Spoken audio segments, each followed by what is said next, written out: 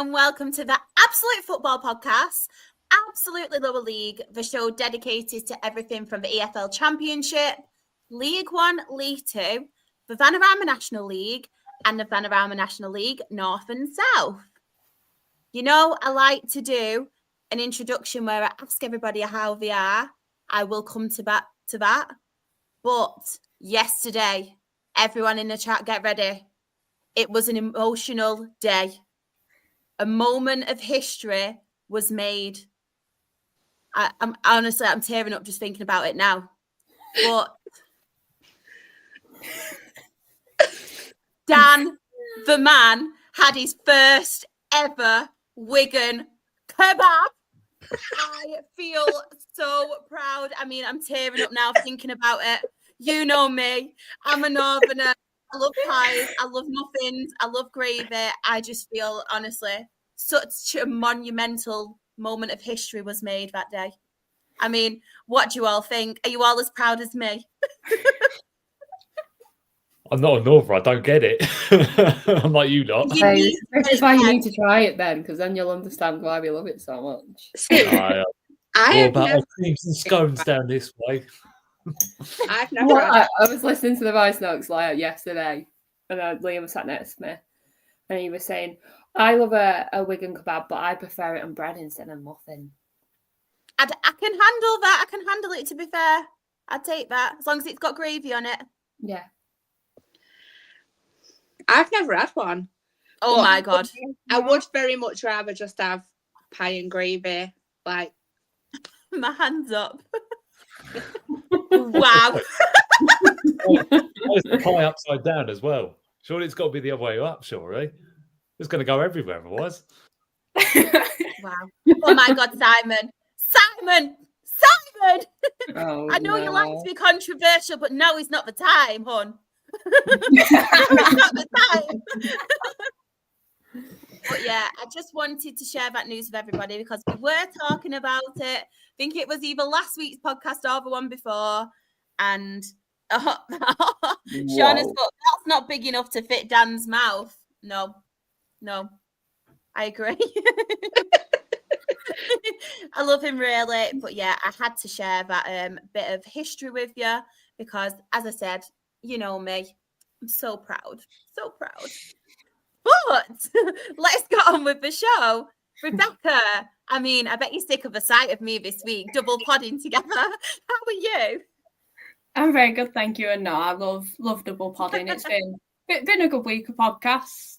I mean, we'll get into League Two when we get into League Two because there's a rant coming. I warn you all, there's a rant. But no, I'm very well, thank you. How are you? I'm really good, thank you. I felt like I was manifesting a rant from someone. So I feel like I've done it justice because League Two is first. So I feel like at this system, you can just get it out there for everyone to hear. Feel like I need, because Ant's not here. Then again, I've been the one ranting more often than not this season. I don't know why. It's mostly about our fans. But yeah, because Ant's not here, we needed someone to have a rant. Ben, how are you? How's your week been? Well, it's a good thing you mentioned about the rants because I've got another one. I got one coming later as well. It's rants all around, isn't it? Yeah, I'm all right. Taking football aside, yeah, it's been all right. I'm actually grateful now for a lovely 4-day weekend now. So, yeah, and what better way to start off than with you, beautiful Banjo? Ah, love it. Jen, have you got a rant? Yeah, I have. It's about our fans. Yes! I'm joining your train now. I'm joining your train. It's not about the players. It's not about the team. It's about some so-called fickle fans. Let's just put it that way. But how are you and how's your week been? Football aside. Yeah, football aside, my week's been all right. I've just chilled out, relaxed, pretty much, yeah. But everyone's got a 4-day week and I'm working the Friday, Monday. So, yeah. Solidarity. Everyone's enjoying their 4-day weekend. I'm working Friday, Saturday. But I am going Altrincham tomorrow. It's only a short day and I'm off to Alty. Nice. Oh, Claire, are you gonna be part of it? Have you got a rant? I can definitely have a rant. Yes! Not necessarily about football. Just I have got a rant. So I feel like, just to balance things out, let's just, get rants off our shoulders. Yeah, I feel like this is free therapy. Yeah. You need to pay for a therapist when you can do it live on here. I mean, well, exactly that. And, it's been a bit of a momentous week in the Jeffs household because Daisy has finally learned how to wee in a potty. Yay. Like, I've still not learnt that yet, so she's doing well. This kid has gone from not weeing in the potty to 7 times doing it today. So I am pretty good. And it was a bit of bribery, Every time you have a wee on that potty, girlie, you can have a chocolate star. Oh. Yeah. I need that in my life, and I might be able to not have an accident. You can have a chocolate star. You can have a mini. A packet of chocolate stars. It's all you need, apparently. Yeah, good though. But how are you and how's your week been?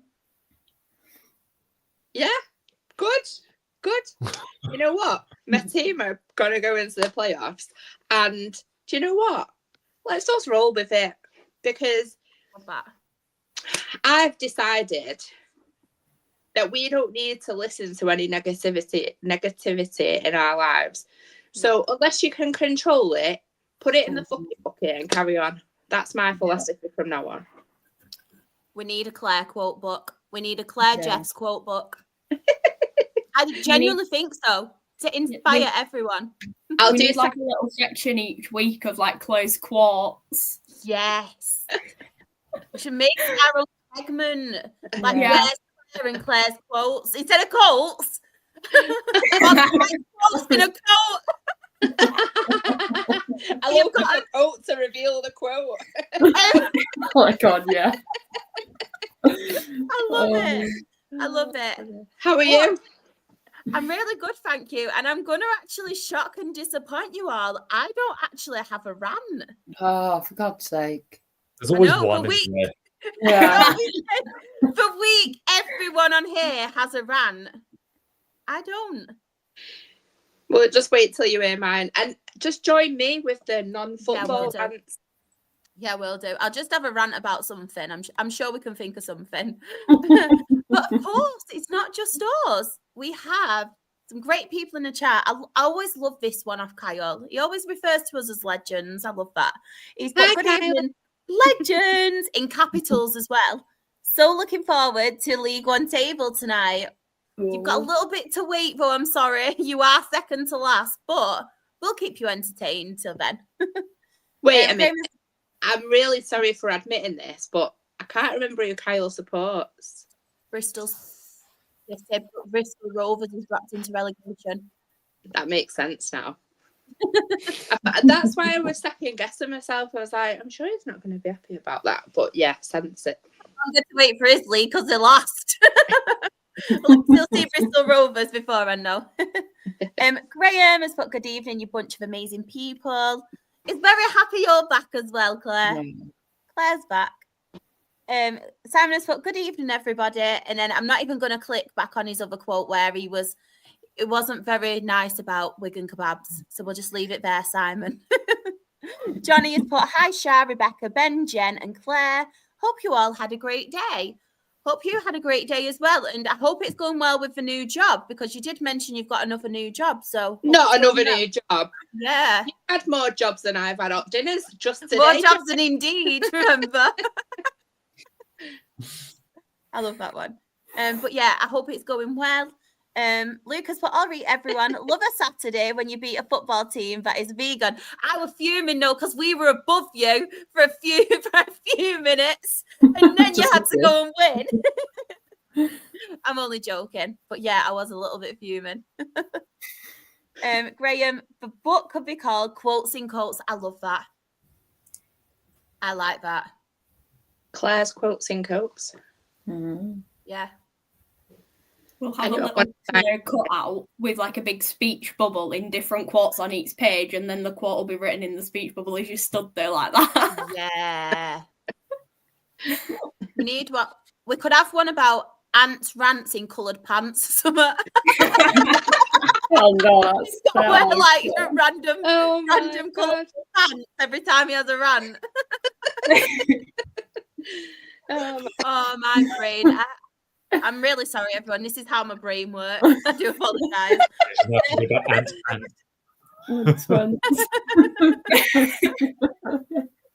Ants, rants in bright coloured pants. Or in like spotty pants. Ants in polka dot pants. It sounds like a children's television show. Like the Thanks for staying with us, everyone. You've got ants and pants. Oh, I'm so sorry. If this is literally how my brain works. Oh god. I do apologise. Oh. The wait will be well worth it. Let's all laugh at Rovers. Johnny, you said the new job is going well. Anyone want a case of wine? Give it to your mum and dad for putting up with you. No, do you not know the story behind this? No. He was driving a forklift and he went flying and smashed a case of wine.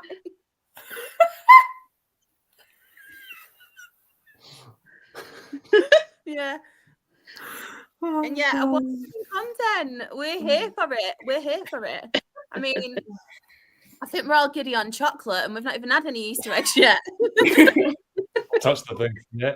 I know. I have had about 5 bags of mini eggs, so I will admit that. Oh, I love them so much. Yeah. I've literally, the first time I saw mini eggs, bought a pack for me and a pack for Shah. They're both still there. No, they've gone in. United I don't want to send it my way, I'll have it. Do you know what I've just thought? We've got no Spenny fan Chris with the updates. Letting us down today. But yeah, Bradford time. But yeah, United are 2-0 up, so we'll have a very happy Sam. But we do have to talk football, and we're starting with League 2. So Jen, Rebecca, rock, paper, scissors, who's going? I mean, Rebecca's got more of a rant. Mine's just more depressing, to be honest. So, do you want to get it all off your chest, Rebecca? I will do.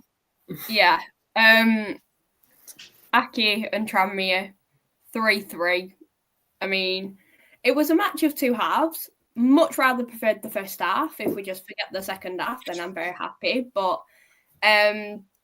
heading into it, again, there's always a bit of like controversy over goalkeeper, which seems to have been the common theme with us, whether Billy Krellin should be starting or whether we should be seeing Michael Kelly come back in which it was announced that Krellin, it looks like a knee injury. So he had been dropped, wasn't in the squad, and we had to recall Liam Isherwood from Clitheroe to be able to have a reserve keeper on the bench rather than, I think it's like a 17-year-old. We've had training with the keepers at the minute. So that was that. And we're also missing Seamus Keneally for the remainder of the season because he pulled his hamstring at Bromley. It was one of them where you could see it happen as well. He was just sprinting and then it just went and you just knew that that's that done. Quick start for us. Ben Woods finding back of the net within like the first minute. So you're thinking, right. What team is this? Because this isn't the team we saw last week. Like, who is this team? But then also, can we keep them for the rest of the season? It was quite like a high press diving header from Tyler Walton to double the lead. So you like Aki fans are singing every song that they possibly can. Like the atmosphere is going, it's really good. And you're thinking, right, they've put the hell behind them of Fleetwood with our 4-1 and Bromley with 4-0. So you're thinking, right, we're on to something here. Josh Woods gets the third stroke of half time. So of course I'm very happy, screaming to the point where I think the place could hear, but it's fine. And then it was one of them where half time, 3-0 up. You're thinking, right, we're in this. We should get the win. But I turned around to my dad and the people that we stand with saying, I wish this was full time because we've seen what happens with Aki when we've had a 2-0 lead or a 3-0 lead. We either lose or draw, and that has been the case majority of this season. So I'm there saying, I wish it was full time. And someone laughed at me saying, we're going to go for more. We're going to be getting 5. It's like, just wait and see. And of course, unfortunately, I was right. Apparently, there's two sides to this at the minute, whether it's the players not doing what the manager told them, which is coming from like the manager and that side. But then it's also a case of a lot of other people are saying, no, the manager told us to sit back. So it's one of them. You're 3-0 up. We all know Aki can crumble very well. So why sit back? If it is the players, then you just don't know. But at the end of the day, the manager sets your team up. The manager is the one that controls what the players do. So it is what it is. So fair play to Tranmere, 3 great goals, but they were of our own making. We were passing the ball straight to them. We didn't have a shot on target in the second half, I don't think. And it's, again, giving away really silly free kicks on the edge of the box. We saw it against Gillingham, which cost us 3 points. They equalised in like the 96th minute. And then it was the exact same where we're giving away free kicks at every possible chance and they're taking full advantage of it. We've also seen Rawson go down with another head injury. I think this is his 2nd of the season. So that's potentially him out for 3 matches. So we won't be seeing him till potentially last match at season now. Our main key centre-back. We did see Seb come on as centre-back, but again, just play him in midfield. If we have to bring on a centre-back, we have centre-backs. We have like right-backs, left-backs. We have a defence, but for some reason we're playing him out of position. So again, it's a case of fans are then starting to turn on players that are playing out of position, which again, it's not their fault if they're being played here, there and everywhere. So that's like quite annoying with that.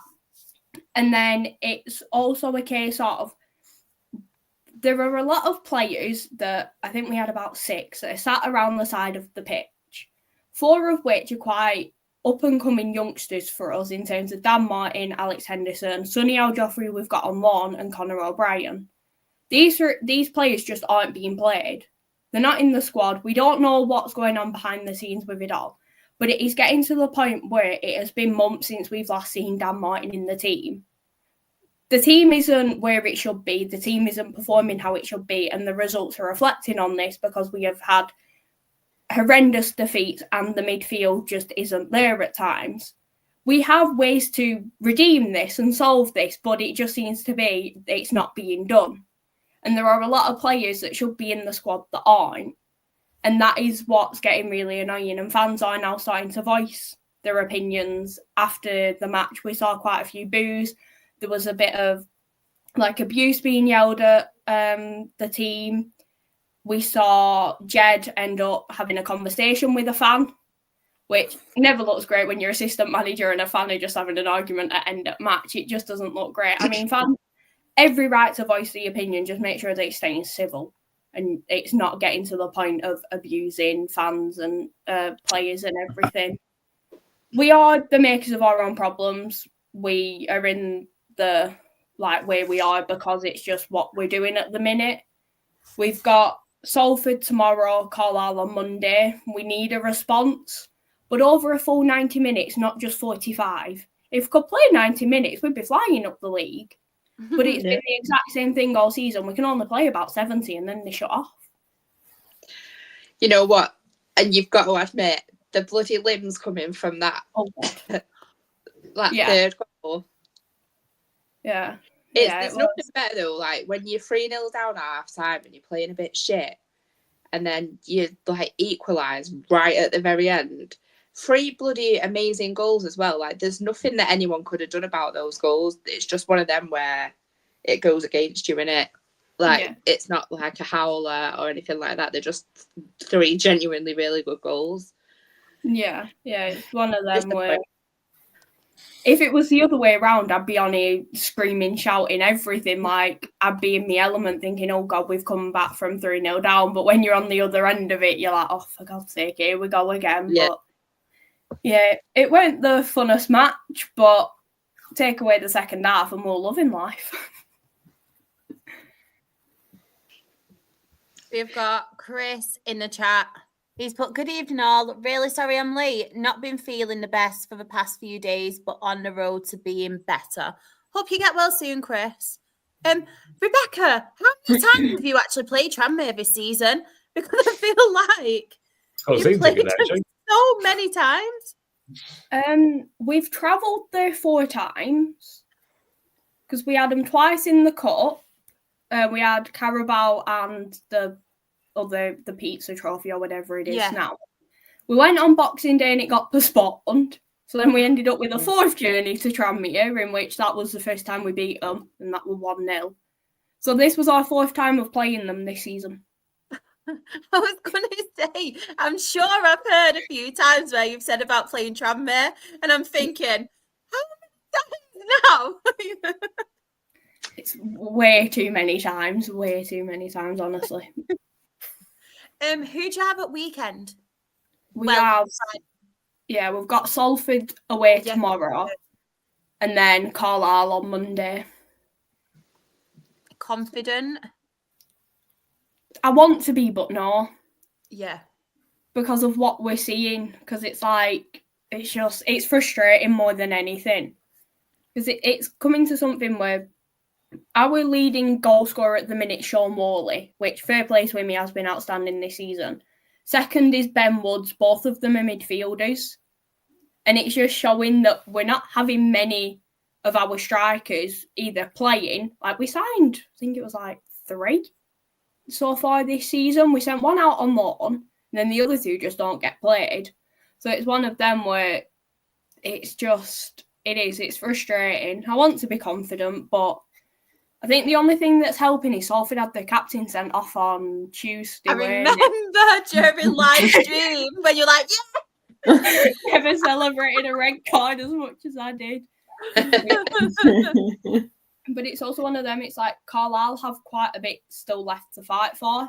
You don't want to say it, but like, I do think that they could be already down. Like, I don't want to jinx anything because we are still in that situation, but it is in our own hands. But it's one of them. Carlisle will be coming to Aki on Monday with a point to prove and a fight on them. They've sold out their allocation as well.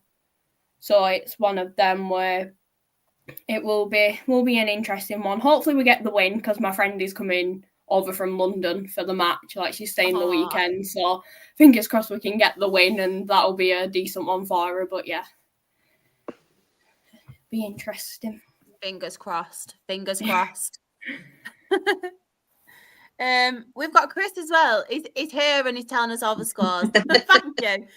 We missed you. Luke, but someone saying Carlisle down. We could well do. I think it's like, if we beat them, I think they could be.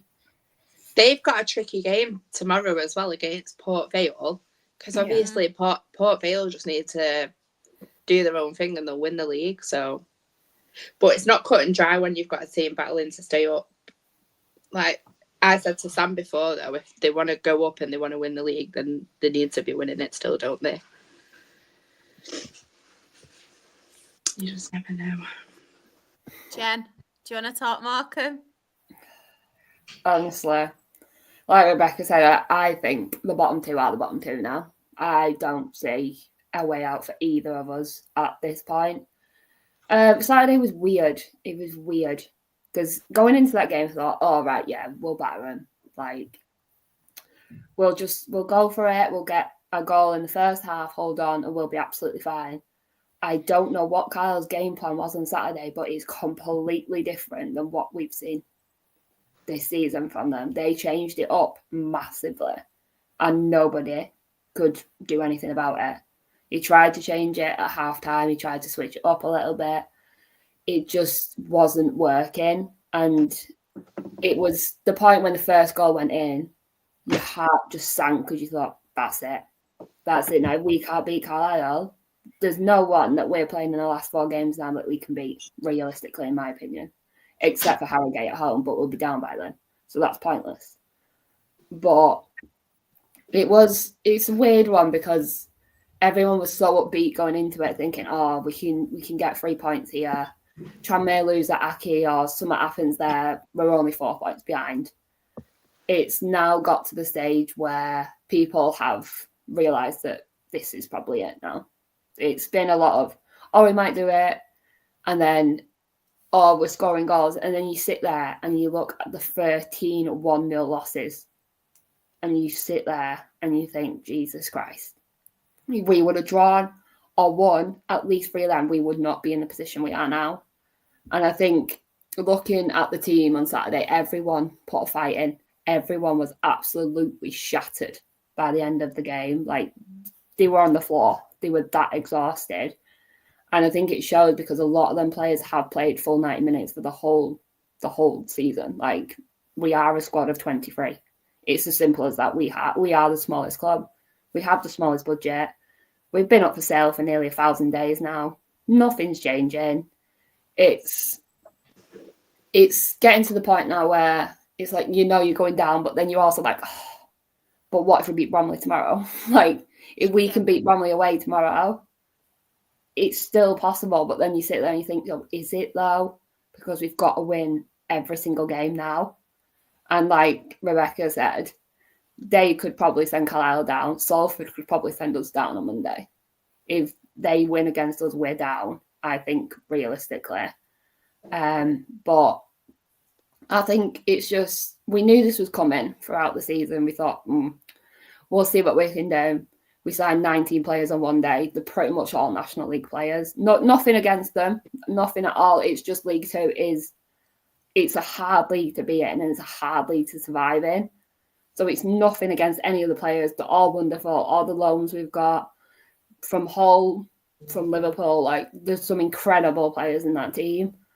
But I think to survive in League Two, you need a good owner, you need a good team. And we've just not had that. And it's depressing because we know there's only one man to blame for this. And that's what annoyed me the most this weekend is fans are now starting to turn on Derek. And I think that's what's frustrating me, because if you could generally sit there and say Derek needs a sacking and he needs to go, I seriously want you to sit down in a room with him and tell that to him to his face. Because that man is on a rolling contract. That man could have walked 6 months ago. He could have walked one day after the season. He didn't have to be here. He doesn't have to stay, but he stays because he loves the club. And I think the fans that are turning on Derek and calling for his head, I just think is absolutely ridiculous. I have never, ever seen him red raw in the face like he was on Saturday. Because he tried everything he tried on Saturday, and he was still red raw. He refused any player interviews after the game because everyone was just distraught. They knew, basically. And then I think on Monday, Liam was a bit worried about going in because obviously the players will be in training. And they all came in. They were all downbeat, a bit depressed. Everyone was a bit like, I don't know. Then they went to training. They're all upbeat again. So I think it's just enjoy it now, because I think we are down. It's not the nicest thing to be saying, but in my opinion, if we go down, it's a reset.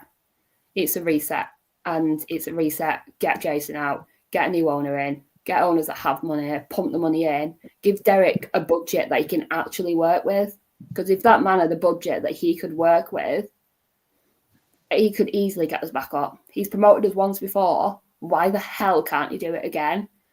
But to the fans that are calling for his head, I really need you to sit down and have a word with yourself, because if it wasn't for that man, we probably wouldn't have a club now, because he has been there countless times in this situation. He's still here.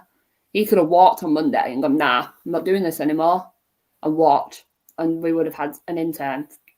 It's just, I think as a fan of Morecambe for the past 9 years, 10 years, this is probably the worst time to be a fan. We've seen relegation, we've done it, like we've gone down from League One to League Two. Like, yeah, that's gutting, but this feels different because it could be the end of the club if we don't get sold. It's as simple as that. So I think going into the last 4, it's just get behind the boys.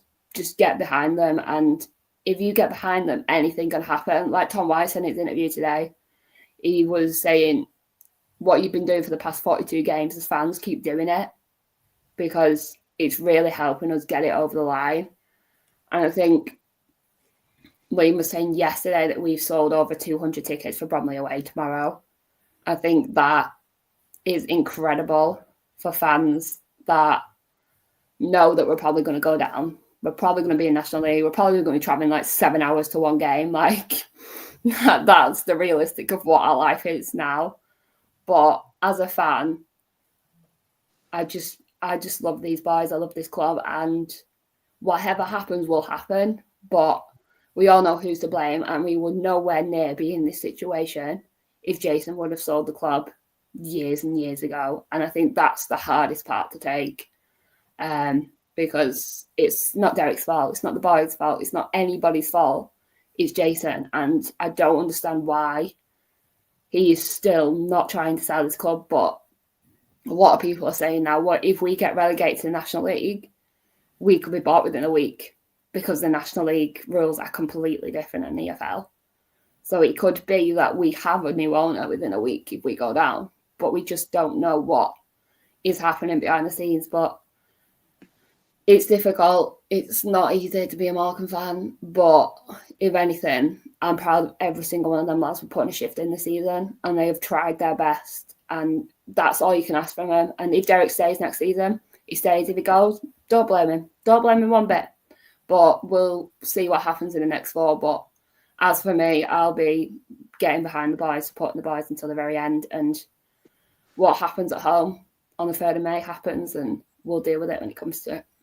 I think it's so much bigger than just like relegation for that club at the minute. And I feel like because you know exactly what needs to happen, that maybe like there's a glimmer of hope as well, that if actually the relegation happens, then maybe it'll kick him up the arse to do it and stuff like that. But I think in terms of fans calling for someone's head who's stuck there and chosen to go back there another time because he loves the club, and then stuck there when he doesn't need to, when things are so shit, that just shows that he has earned some respect. And probably the people that are calling for his back or whatever are probably not doing it with malice. They're probably just trying to find a scapegoat that's there right at that time, rather than with any intent behind it. But I can understand, obviously, when you're trying your best in a scenario that you're in with no money, with players that really aren't good enough for that league, and you're trying to get the best out of them, and actually getting some morale from them when they've been in that shit all season. Kudos to him. Yeah, I just think anybody that is calling for Derek's head is just, I just have no words, because the amount of work that man has put in behind the scenes to get the players, to get these loanees. Like, we literally have Reece Williams from Liverpool at Morecambe. Like, what is that about? Like, we literally have a Liverpool player. Like, that just shows how much contact Derek has. And I think he's just, like you say, he could easily walk. He could easily not want to be here anymore, and no one would blame him for leaving.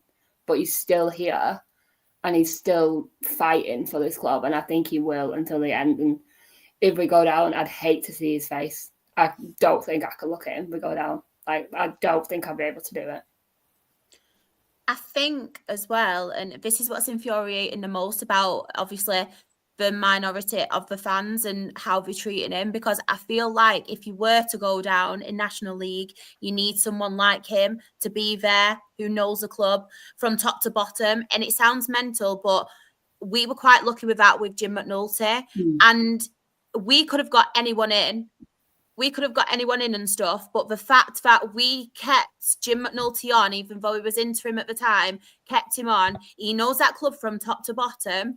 Obviously, it's a whole new league and everything. You know, we genuinely care for the club. And I feel like you are in a similar situation where you need to do whatever you can to try and keep him there.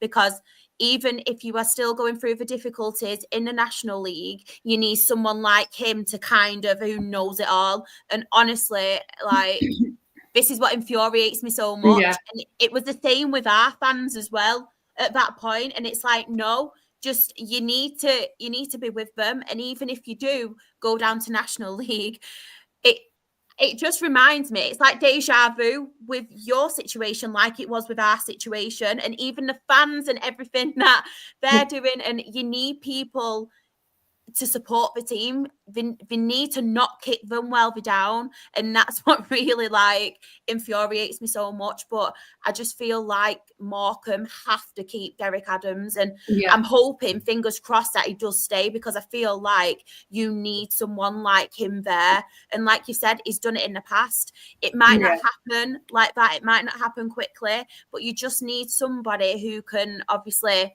who knows that club and is the core of that club and knows the fans and stuff. And that's why, honestly, I don't want you to go down to National League. It's looking like it is. Yeah. But it's like, even financially as well, it hit us really hard, because you're not getting the crowds that you did like in your EFL and your League Two and stuff. So that's why they need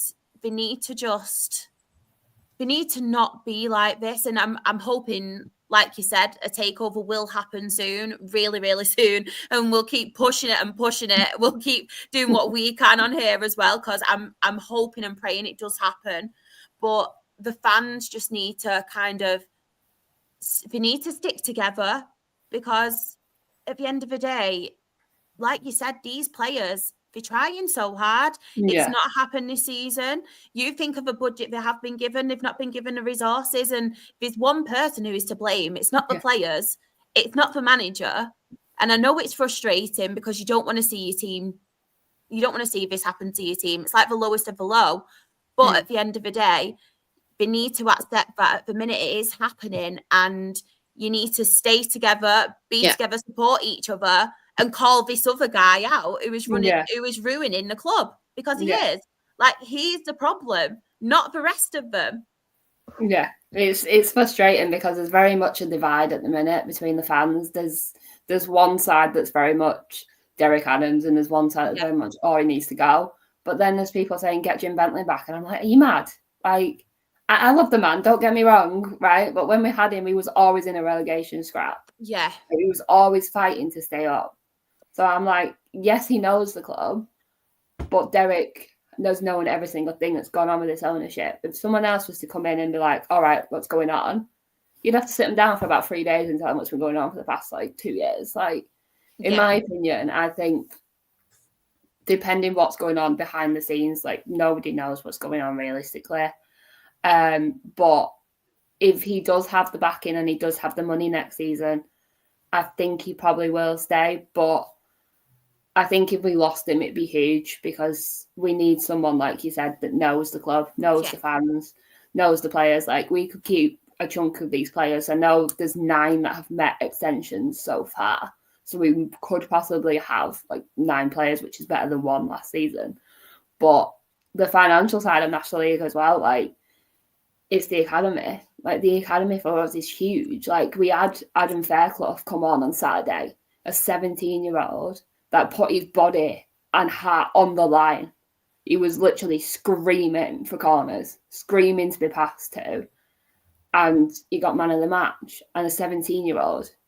And I think if we lost the academy, that's the most biggest hit I think we'll take if we lose that, because we could make some serious money off some of them players that we've got in the academy. Honestly, I completely feel for you, because we were in the exact same situation. The people as well saying about Jim Bentley, like you said, I liked Jim Bentley. I respected him for what he did at Morecambe, but I liked him as Dale manager. I think at the time, it didn't really have, it wasn't really his fault. He didn't really have much resources and stuff, like I said, because obviously we were going through the difficulty as well. In EFL, it was our relegation season. But I don't think Jim Bentley really has that pulling power for players in particular, like your Derek Adams and stuff has. And I know he does probably have quite a few contacts, Jim Bentley, but I just feel like with Derek Adams, it's a whole nother kettle of fish. And I feel like, as much as I love Jim Bentley and respect him as a manager, I feel like in that league and the pulling power and somebody who could kind of utilize what he does have and kind of stabilize you when you need it the most, I would put more trust in Derek Adams than I would Jim Bentley. Yeah, that's exactly how I feel. Yeah. The pulling power that Derek has, where you pulling Callum Jones from Hull, where you pulling Reece Williams from Liverpool, where are you got these contacts to get these players in League Two? And the thing is with Reece Williams as well, like he loves this club. Like he's put his whole heart and soul into this club since he came. And I think for him, I think it'll hit him if he leaves and goes back to Liverpool, because obviously he's not been getting the game time. He's not being pushed into the first team. Like, I think for him, he needed this to prove that he can play. And Callum Jones is out of contract with Hull at the end of the season, and he's talked about it behind the scenes, saying, I don't know what I'm doing next season, because he's not re-signing at Hull. So if we do go down and Derek sits down with Callum and maybe offers him a 1-year contract, that could be huge for us, because that's a huge player that we could have in the National League. Definitely. Just infuriates me so much, like I said, because there's one person to blame. And I know obviously emotions run high and stuff, but the players, the manager, they're doing all they can. Yeah, you're calling for the wrong head here. You need to be calling out Jason. You need to be doing this and doing that about James. You don't need to be going for the players. You don't need to be booing the players. You don't need to be doing stupid things to the players, calling them out, saying things that you don't need to be saying, because then players are putting their whole heart and soul onto that pitch. And there's only one person to blame for the situation we're in, and he's sat on his ass doing nothing, not even trying to sell the club. So it's the wrong time. Like, we all need to band together as fans and support this club until the end. And whatever happens, and we'll deal with it. That made me laugh. They're stupid. I'd love to be just in a room with he'd be selling after 5 minutes in a room with me. I don't even mean violence. I just mean when I tell him what it's about. Yeah. I just don't think he understands, like, the community side of it. Like, there's so much that the players do in the community as well, which I think brings it more of a family club as well, because they're constantly going to schools, doing talks, doing soccer schools. The players are coming, turning up, taking pictures, playing with the kids. Like, where would you get that elsewhere? You know what I mean? Like, there's a reason that the community has won awards for its veterans project, for its soccer schools and stuff. Like, I think that's probably the hugest hit would probably be the community, because there's some of the stuff that the community do, and the community workers do. They're just incredible at what they do. And on Saturday, we had a little special needs, like, halftime little football match. And he had, like, some of them had autism and stuff, and he had the little headphones on, and everyone was cheering for them. And it's like, where else would you get that? Like, I think our community is really, really, really special. And I think if we lost that, or it suddenly wasn't as big, because obviously we're in National League, we will lose numbers. It's going to happen. Not everyone wants to stick around, but I think for the real fans that are going to stick around and support the team, you just need to get behind them now. It's just whatever happens is going to happen. Do you know what? It might actually shock you, because a lot of people thought the same, like with Dale, and they were like, oh, National League, not going back there, blah, blah, blah. But we needed that time in National League to kind of get that bond back together. Like, it got to a point where fans and the players and manager, there weren't a connection between them. And obviously, since being in National League, and don't get me wrong, like, you kind of become a bit as we came down, some of our fans, like I've mentioned, have become like a little bit entitled, because they think obviously like this club who's been at EFL for so long, now they're finally going to National League. But it was kind of like a reality check for us, like where we are at that time. And as much as it's like, I would love to be in the EFL right now, because they were like some of my best memories, National League and the memories you make. And I feel like you've rebuild that bond back with things you kind of enjoy going, whether it's new grounds, and you kind of see the crowds. Obviously, last game we didn't, because there was people like with the Spennymoor game, we weren't very happy with that. But we've seen a little bit of an increase in crowds. People are enjoying it. More families are going because they're enjoying like the football, and it's more positive now, and you're actually getting results against other teams. And I'm hoping, fingers crossed, the same will obviously be for Morecambe as well, where you kind of find that level. you can hopefully get an owner, stabilise yourself, and then build your way back up again. Because you look like some of the Football League clubs that have come down in the past, like obviously your Halifax, your Yorks, and teams like that, Barnet, for instance, as well. How many seasons they have actually spent in the National League to kind of get back up to the best. And fingers crossed, hopefully, it will be like that. Obviously, Hartlepool as well, yourselves, Oldham. I have to mention Oldham. I can't not. As much as I don't want to, I'm having to. So hopefully, fingers crossed, you don't lose that the attendances and no sets of fans. I think there'll be a few who'll think, oh, no, I'm not going there, National League.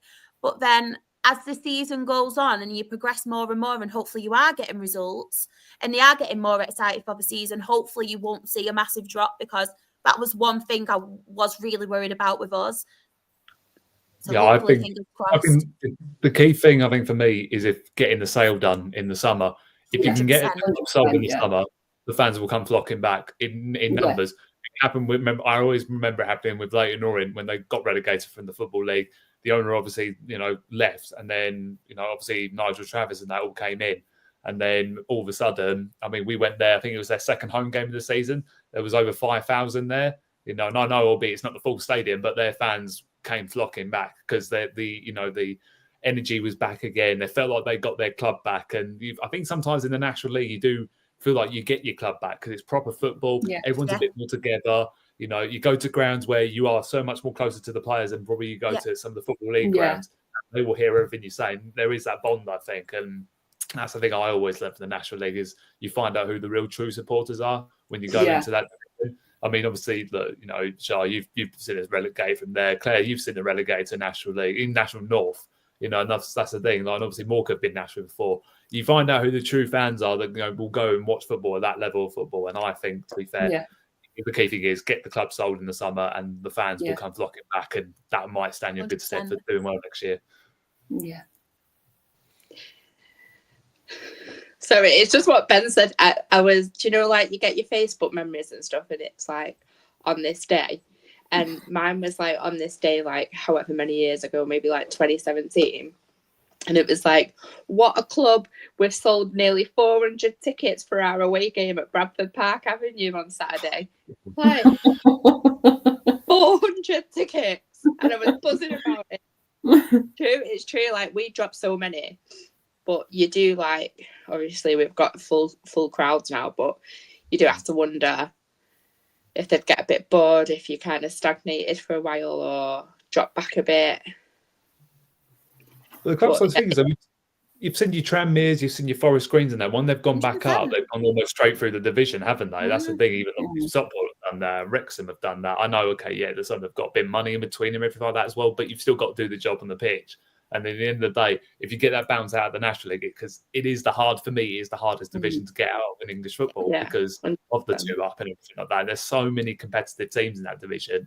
And if you win the league, like Barnet are going to do probably, you're very lucky. But yeah, you might get, it's one of those, you might get stuck in there for a number of years. It really doesn't matter because they build a bit of stability. And when they do go back up, then they'll bounce straight back up again. I think that's how it works for Morecambe personally.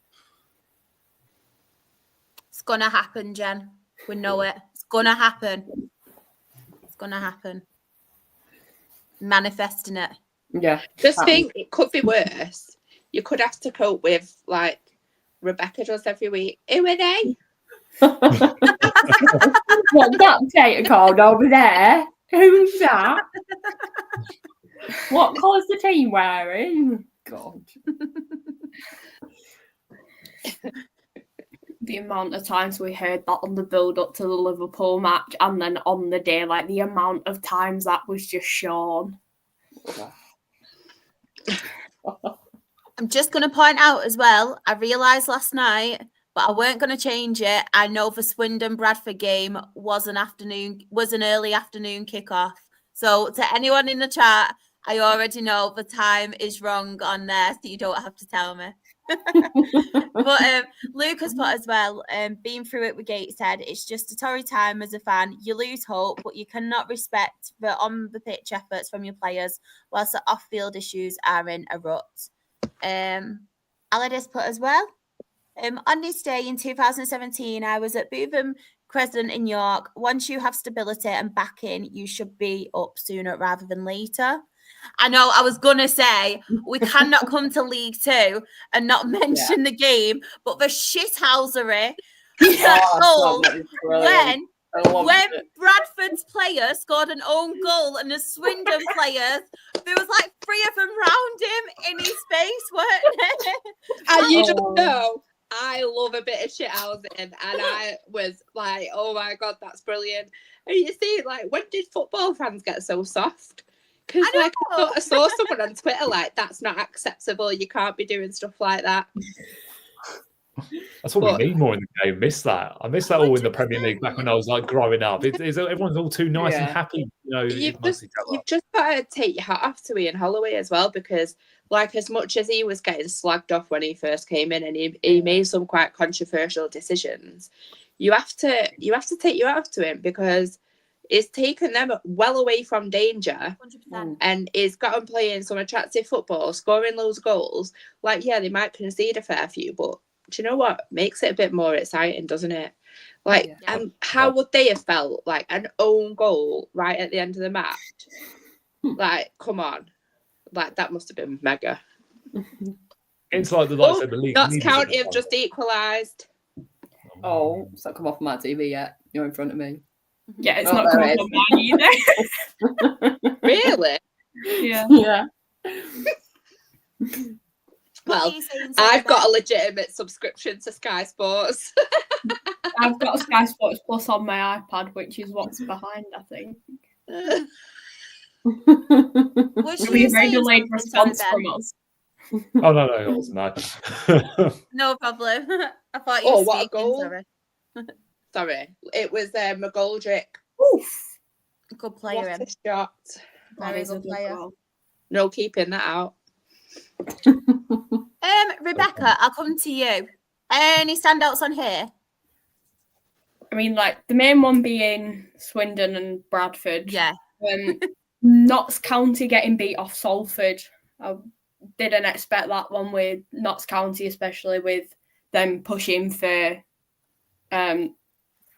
promotion, and like they have been quite a informed side, and then to be able to get that for Salford to beat them, that was quite a good one. And then I feel like there was a few, but they're like there and thereabouts really. But it's like Port Vale beating Bromley. I mean, Port Vale are quite high flying at the moment. Like it was one of them where I've looked at the table and just seen them at the top, and I don't know when it happened. Yeah. They just seem to have appeared. But it's one of them where they are playing well, and I mean, Bromley are quite a tough side to be able to beat at the minute. I mean, can't really say much because they did beat us 4-0, but I think that was a very good result for Port Vale. I'm not taking it away from Bromley, but I think they must be in holiday mode now. They must be, because they know they're safe now.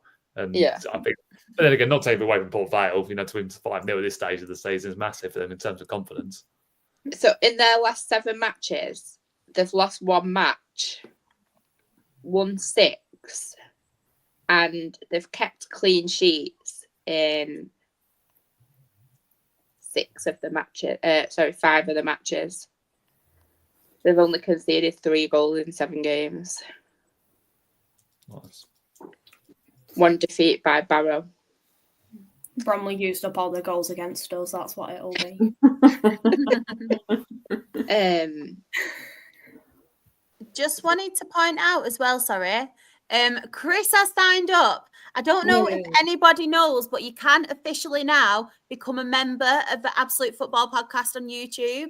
So yeah, I don't know exactly what you get because Sam has set it up, but you get a few like really good perks. I will learn for next week because it's all happened so quickly. He did it on Tuesday, didn't he, Rebecca, after the Premier League show, so I'm not overly familiar, but yeah, you can sign up. I mean, who wouldn't want to sign up? But yeah, thank you so much, by the way, Chris. It really does mean a lot. Luke, no 0-0s. I'm gutted. I know. He does love a good 0-0, Luke. Wait till you get to the National League South, Luke, then you'll be in for a ride. Sweet lad. Walsall possibly having to go through playoffs would be the ultimate choke. I know. They're really falling apart at the minute. Like, they are not going to they're not going to get automatics, are they? They got beat Saturday. They're literally now level on points with Doncaster. It's crazy, that fall off. It's absolutely mental. Their last few matches as well. They've got to play Harrogate, Newport, Accrington and Crewe. So you'd think, like, no offence, you'd think that they've got a few points to pick up there. You never know. They're not in a good place, are they? Any other standouts for anyone? Am I right in saying as well, MK Dons have a new manager? Yeah, I think so. I put it in a group chat. I cannot remember for the life of me who it was. Yeah. Oh, Paul Warren, was it?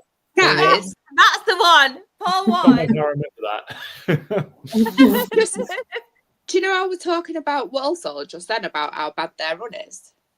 Yeah. They have not won a game since the 22nd of February when they played Morecambe. Mental, isn't it? Oh, that's weird, isn't it? So Derek Adams like that. Cursed. Walsall are falling apart so much. Chris's port. From 14 points clear, they could end out of autos. Wow. And then Chris's put again. I can't remember how many points Walsall were clear a few weeks ago, but now look at them. Mad. Any other standouts for anyone in League Two? I don't think so. No, I don't think so. So, the table. So, top of League Two, we have Port Vale on 76 points. Bradford are second on 73 points. Walsall are third now on 72 points. Doncaster Rovers are fourth on 72 points. AFC Wimbledon are fifth on 69 points. Notts County are sixth on 68 points. And Grimsby Town are seventh on 66 points. And then in the relegation zone, Carlisle United are 23rd on 37 points.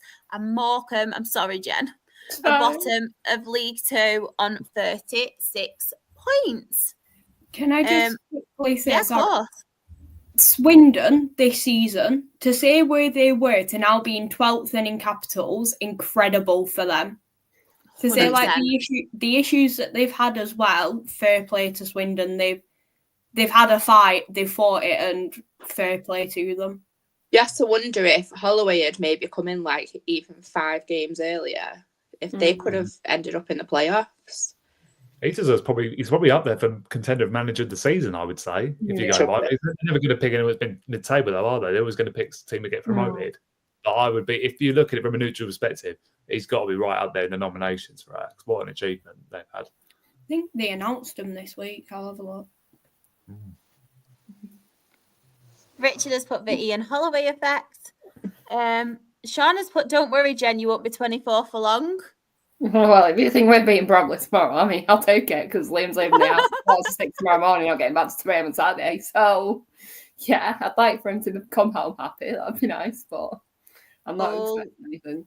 Leon have pulled one back against Manchester United. Interesting. Yeah.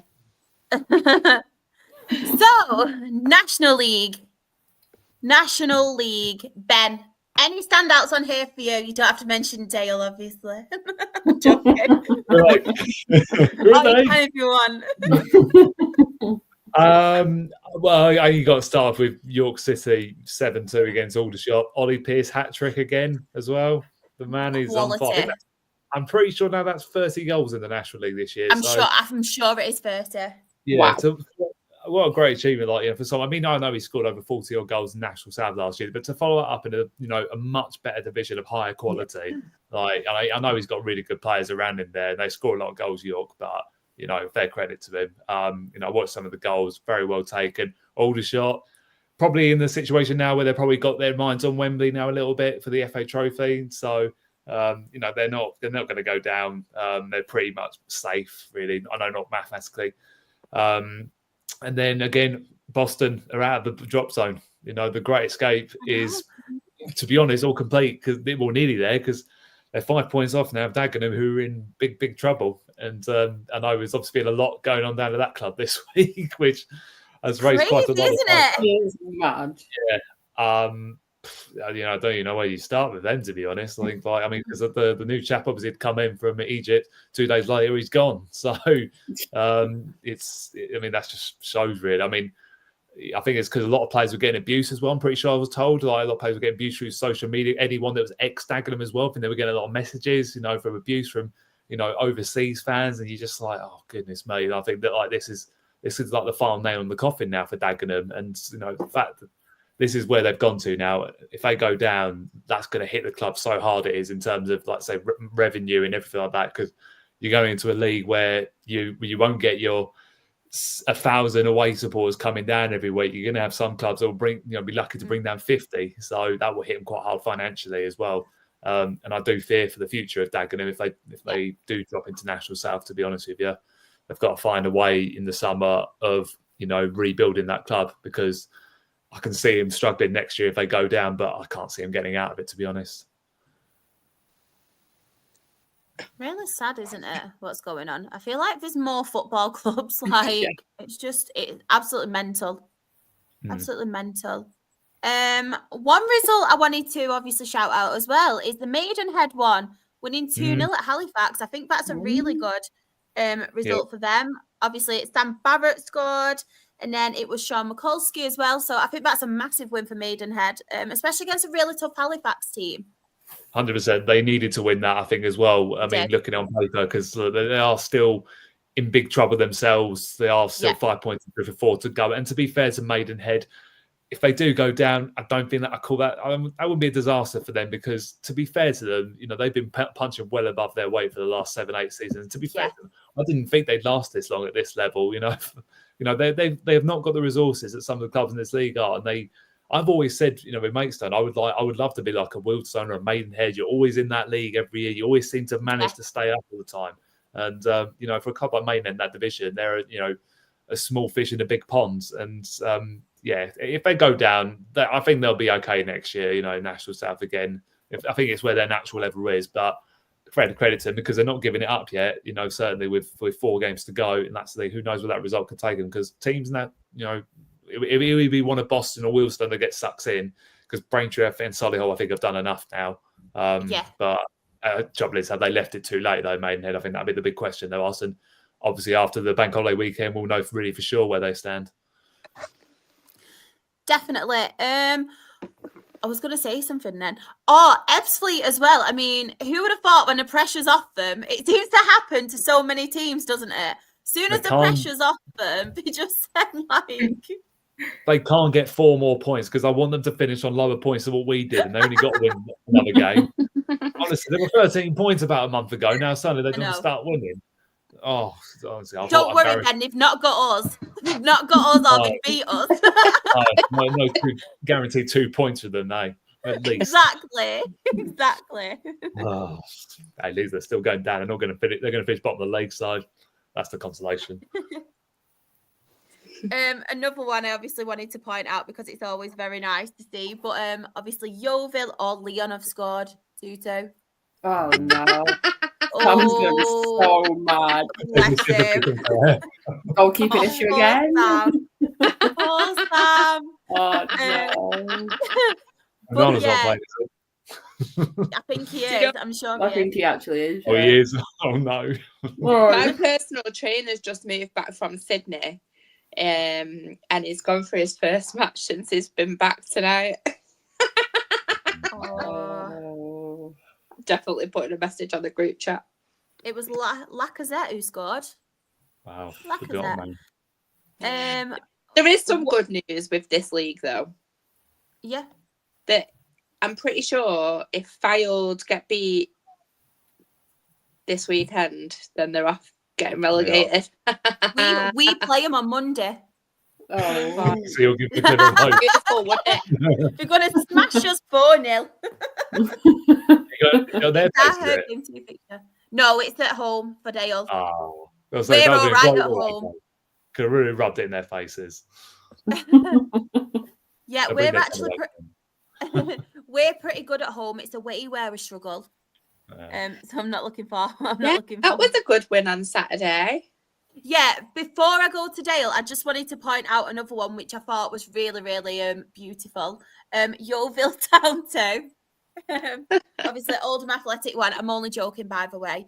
But It's not. do you know what? No, do you know what's really mental? At one point, they were quite a few points in front of us, but look at the table now. If we were not game in hand, mate, we're only 2 points behind Oldham. We're catching up. You're ahead of them if you win the game in hand, though. I know. It's Solihull though, so we're not going to win because we never win against Solihull. Just put it out there. You're right.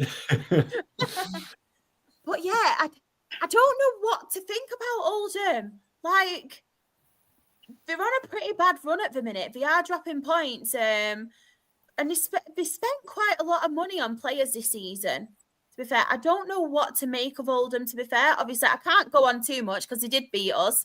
And we did draw against them, but that's just the standard for the derby game. They always beat us.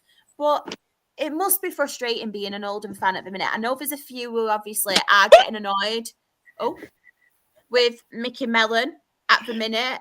Some do want him gone, want a new manager.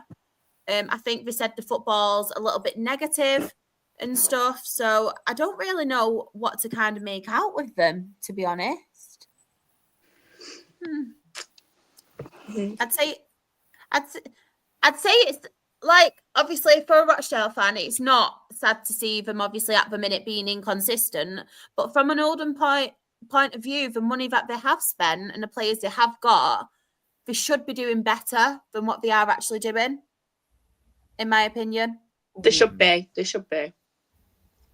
I feel like though, a lot of teams that have maybe, and I'm including us in this, by the way, when we got relegated, a lot of teams underestimate just how tough the National League is and think, oh, all right, we're going to go down and we'll bounce back.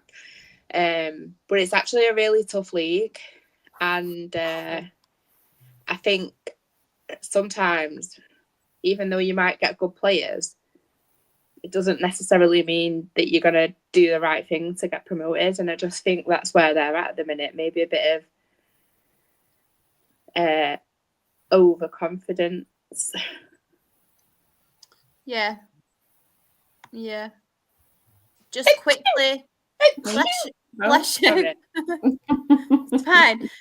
Just quickly before I do talk about Dale, Lucas sent in his match report. So it's Forest Green Rovers 2, Gateshead 3.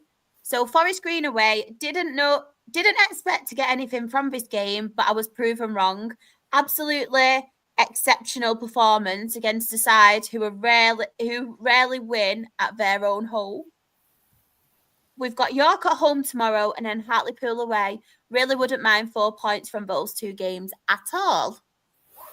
Ooh, nice to see, to be fair. Like I said, it was frustrating because for a little bit we were above you. But it is nice to see, to be fair, Gateshead obviously winning again, because I know it's been a little bit of a struggle, as you mentioned, the last few weeks, Luke. So it's nice seeing them get a result. Why would you want to sack your manager when you're 4th in the league with 4 games to go? That's Oldham. Exactly. To be honest, I think a few of them haven't been happy with Mellon for a while. And I think this was actually like, even at the beginning of the season, I think it's some of his...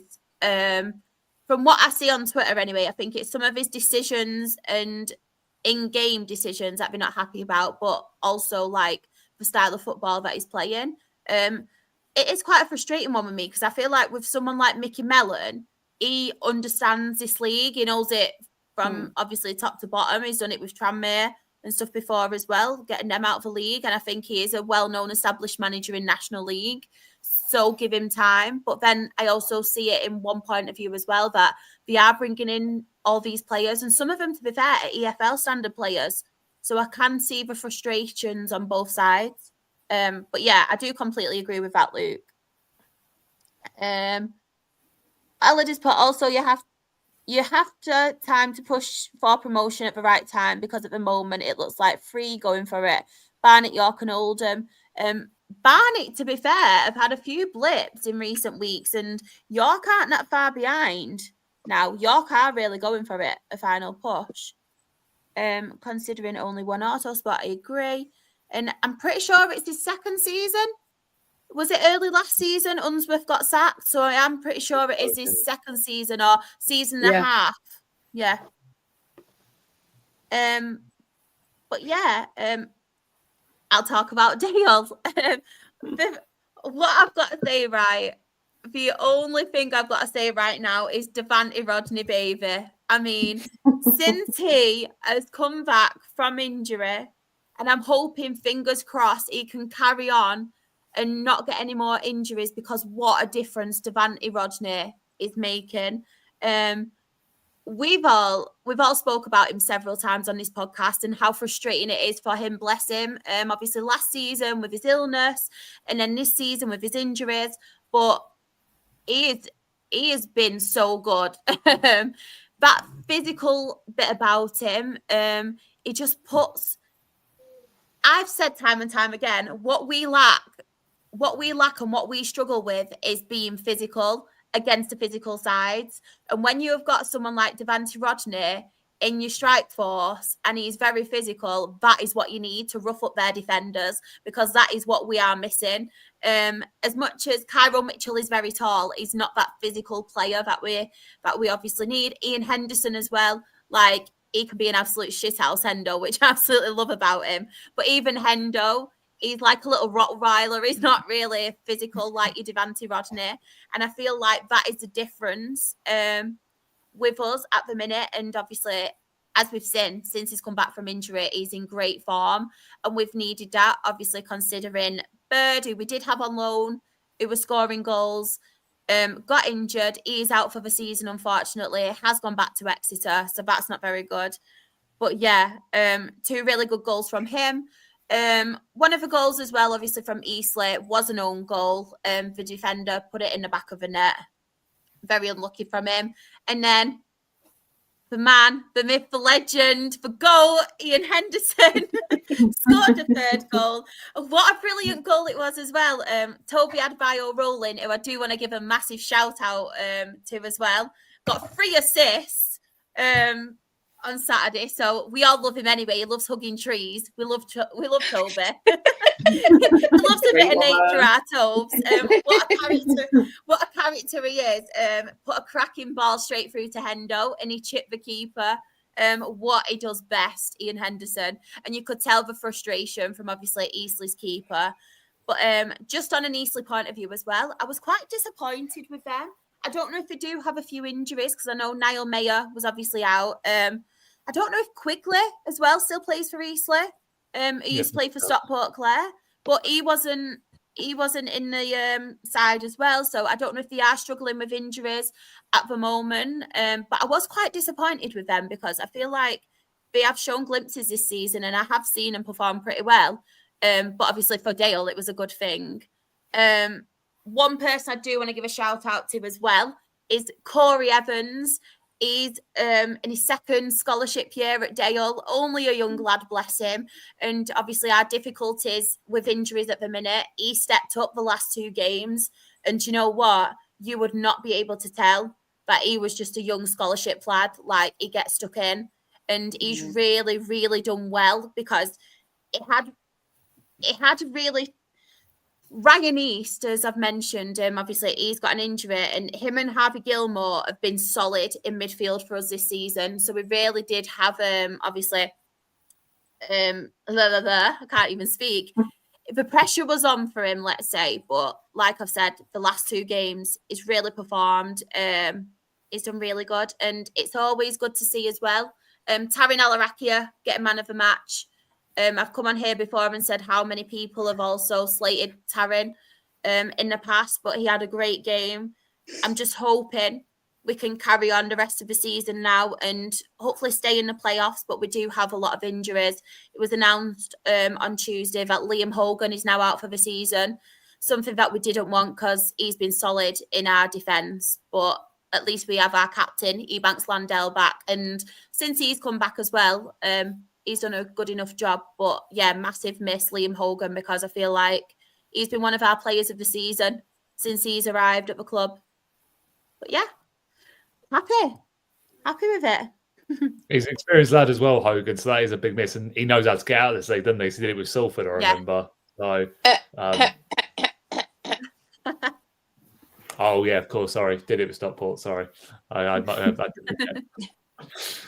remember the time when we were in the National League, Claire. I don't try not in it. Glenn has said as well, sorry. Quigley was suspended. Quigley is a good player, used to play for us. He's shy. So nice. The thing was with us, when he played for us, he started off his loan very, very well. And then he just didn't really fit the way we wanted to play, kind of thing. And became a bit kind of fizzled. Yeah, lazy, yeah. Yeah, exactly same. Could Solihull go down? Nah. I don't want to say anything. They've got us. Nah. It's not going to happen, no. No.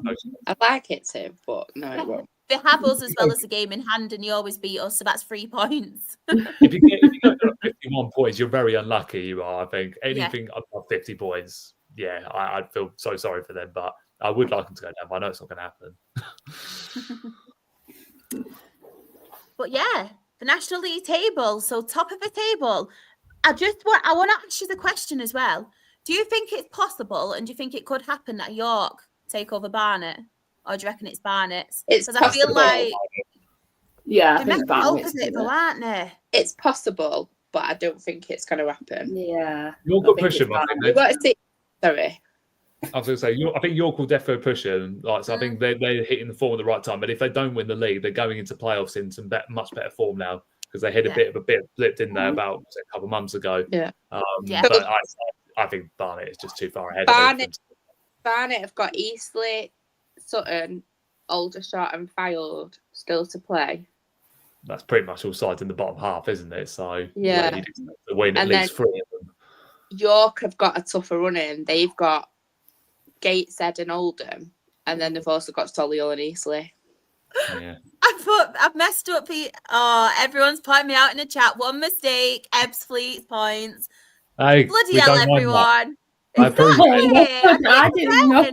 Well done. I noticed that and thought, I wonder what twat's going to mention it first. Do you know what? We should take bets next time. Oh, imagine watching your team though, and they only get 2 points. How depressed would you be? Do you know what we should do each week? Whoever calls out my mistake in a graphic should have to do my graphics a week after, and it's a double game week. So chat. Yeah. But yeah, I did it for Ben. 22 points. The 2 points were against Dale as well, because they drew against us twice.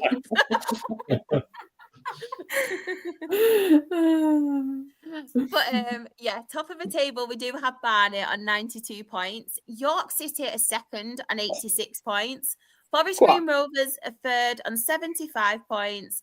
Oldham Athletic are fourth on 66 points.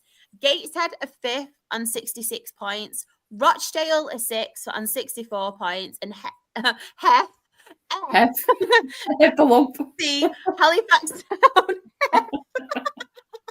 is seventh on 64 points. But obviously, as people can see, if you are listening on audio platforms and can't see it, Rochdale do have a game in hand, but it's against Solihull Moors. So don't expect us to get a win. You never know. But in the relegation zone, we have 21st, Dagenham and Redbridge on 44 points. Maidenhead United on 22nd on 44 points. AFC Fylde 23rd. Sorry, I'm laughing at Fleet's 2 points.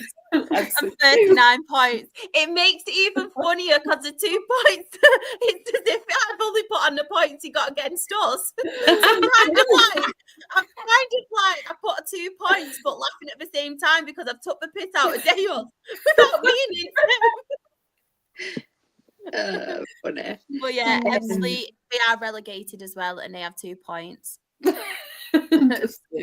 I just can't believe I put 2 points. Like anything can happen on here. Anything. Bradford, Notts County has just finished 1-1. You'd think it's probably a poor point. I mean, obviously every point's good, but you'd think Bradford would have wanted to win that.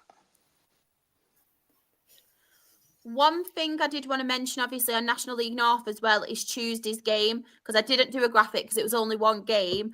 But Radcliffe actually beat Farsley 2-1, and that is now, it's confirmed that Radcliffe are safe and they are in National League North for another season. So I just wanted to point that out to everyone in the chat. Good old Scott Duxbury, the last-minute winner. But Ben, any standouts on here for you? To be perfectly honest, there's not really many standouts, to be fair. I mean, how many you want to chat about? I think Scunthorpe, to be fair, because obviously I know spending more, obviously got a little bit of a blip, I think, before the trophy game, wasn't it? But they've obviously still been in really good form and still in a slim chance of a playoffs. I think they're 4 points off now, but look, they're doing their part. But then again, Brackley and Kidderminster Harriers are both not going away. Chester are pretty much out of it now anyway. I think I said that last week anyway. But it is going to be down to that three. I mean, it is incredible. It's only 1 point in it between the three of them, with 3 games to go. I don't think any of them have got to play each other. Don't think so. But yeah, I think I look at that. I mean, another good win, to be fair, for Buxton against Scarborough. That's not an easy venue to go to away from home. Again, they've kept up their playoff hopes alive. Again, there's still a couple of points off. It really is, probably, to be honest, it's probably from spending more up to Chorley at the moment. It's probably where you're going to see a few twists and turns. I think everyone else, I'll say that top four is what the top four obviously is going to be. But obviously that's the thing. I can't remember the last time though division in National North had all 4 teams relegated before with 3 games to go. Let's have a quick look. And obviously we're gutted, for our Ant and our Needham Market. So they had a good win, didn't they? Yeah, they did beat Rushall after all, but it is a step too far for them. And I mean, to be fair, I think a few of those teams, to be fair, I want to say I got 2 of them right. Obviously, in my predictions at the start of the season, I thought Needham would go down and Farsley would go down. But yeah, I think it's pretty much as it really should be, to be honest. Like I say, credit to Radcliffe, because I saw Jono's tweet he put out saying that they hadn't won a game in the first 10 games, and look at 50 points with still 2 games to go. Like, it's an incredible turnaround, and look, those 2 know the division really well, and they've done it. Obviously, they've won the league with Salford. They've been a part of it with Chester as well. So they've got players in there that know the level as well, and they've played with them, so they know what their style's like. So yeah, it's a huge achievement for them in their debut season at this level. And again, the same with Oxford City as well, getting away, with hopefully not back-to-back relegations, which would have been the worst thing possible. So hopefully they can build on now for next year and, go a little bit higher and towards at least maybe mid-table, because I think there should be a mid-table side, to be honest. But yeah, again, it's not really too much change in the top 7 at the moment, to be honest. I think Curzon's obviously losing, is obviously giving Kings Lynn a chance again. But yeah, it's as you were really at this stage of the season now. I've just had a quick look at the top 3's final games, and I have to say, of all 3, I feel like Brackley have probably got the slightly best running. They've got Farsley still to play. Leamington now, they're not going down, but they're not doing anything else. And Oxford City. Yeah, I mean, it's hard to. I think Scunthorpe. I think I still back. I think I said they'd win the league at the start of the season anyway, and I think they will keep hold of their nerve. There might be a couple of little iffy moments for them maybe over the last 3 games, but I think they're going to have enough to come through. I think maybe Brackley will be the one to push them all the way to the end. To be fair, Brackley have done really well to even get themselves in this situation, because for a period of time they were well outside. I think even at the playoffs at one point. And to have put such a good run together in the second half of the season has given them that hope now. I don't think any of their fans expected to be in this position ready to go. But they just don't, man, don't they? They're like that freaking annoying cousin that don't leave you alone. I am that annoying cousin. It's all right though. If they go into the playoffs, though, they'll lose again because they always lose in the playoffs. They've got such a bad record in them, and their best chance is going to go automatic promotion. But again, Mr. Harry will have something to say about that as well. Yeah, I know. Farley's is unbelievable, isn't it? Bless them. I just feel that bad for them, like playing so far away from home as well. Yeah. I'm still waiting for away days to do their second part with them because I know Ellis talks about doing a second part with them. Yeah, I think he was trying to get in contact with people at the club to do a sit down chat, but apparently no one's replying back to him. So. I think it's a case of like it's the same old thing that no one wants to talk. When things go wrong, no one wants to talk about it, and like look, it's absolutely travesty. I think because at one point they were like quite clear of the bottom four and everything like that. I think they were still flirting around with it, but then obviously since the move to Buxton and everything like that, it's just absolutely killed him, because how are you meant to create an atmosphere with not even 100 people on the ground and, a squad of players that have been cobbled together, probably for no hardly any money.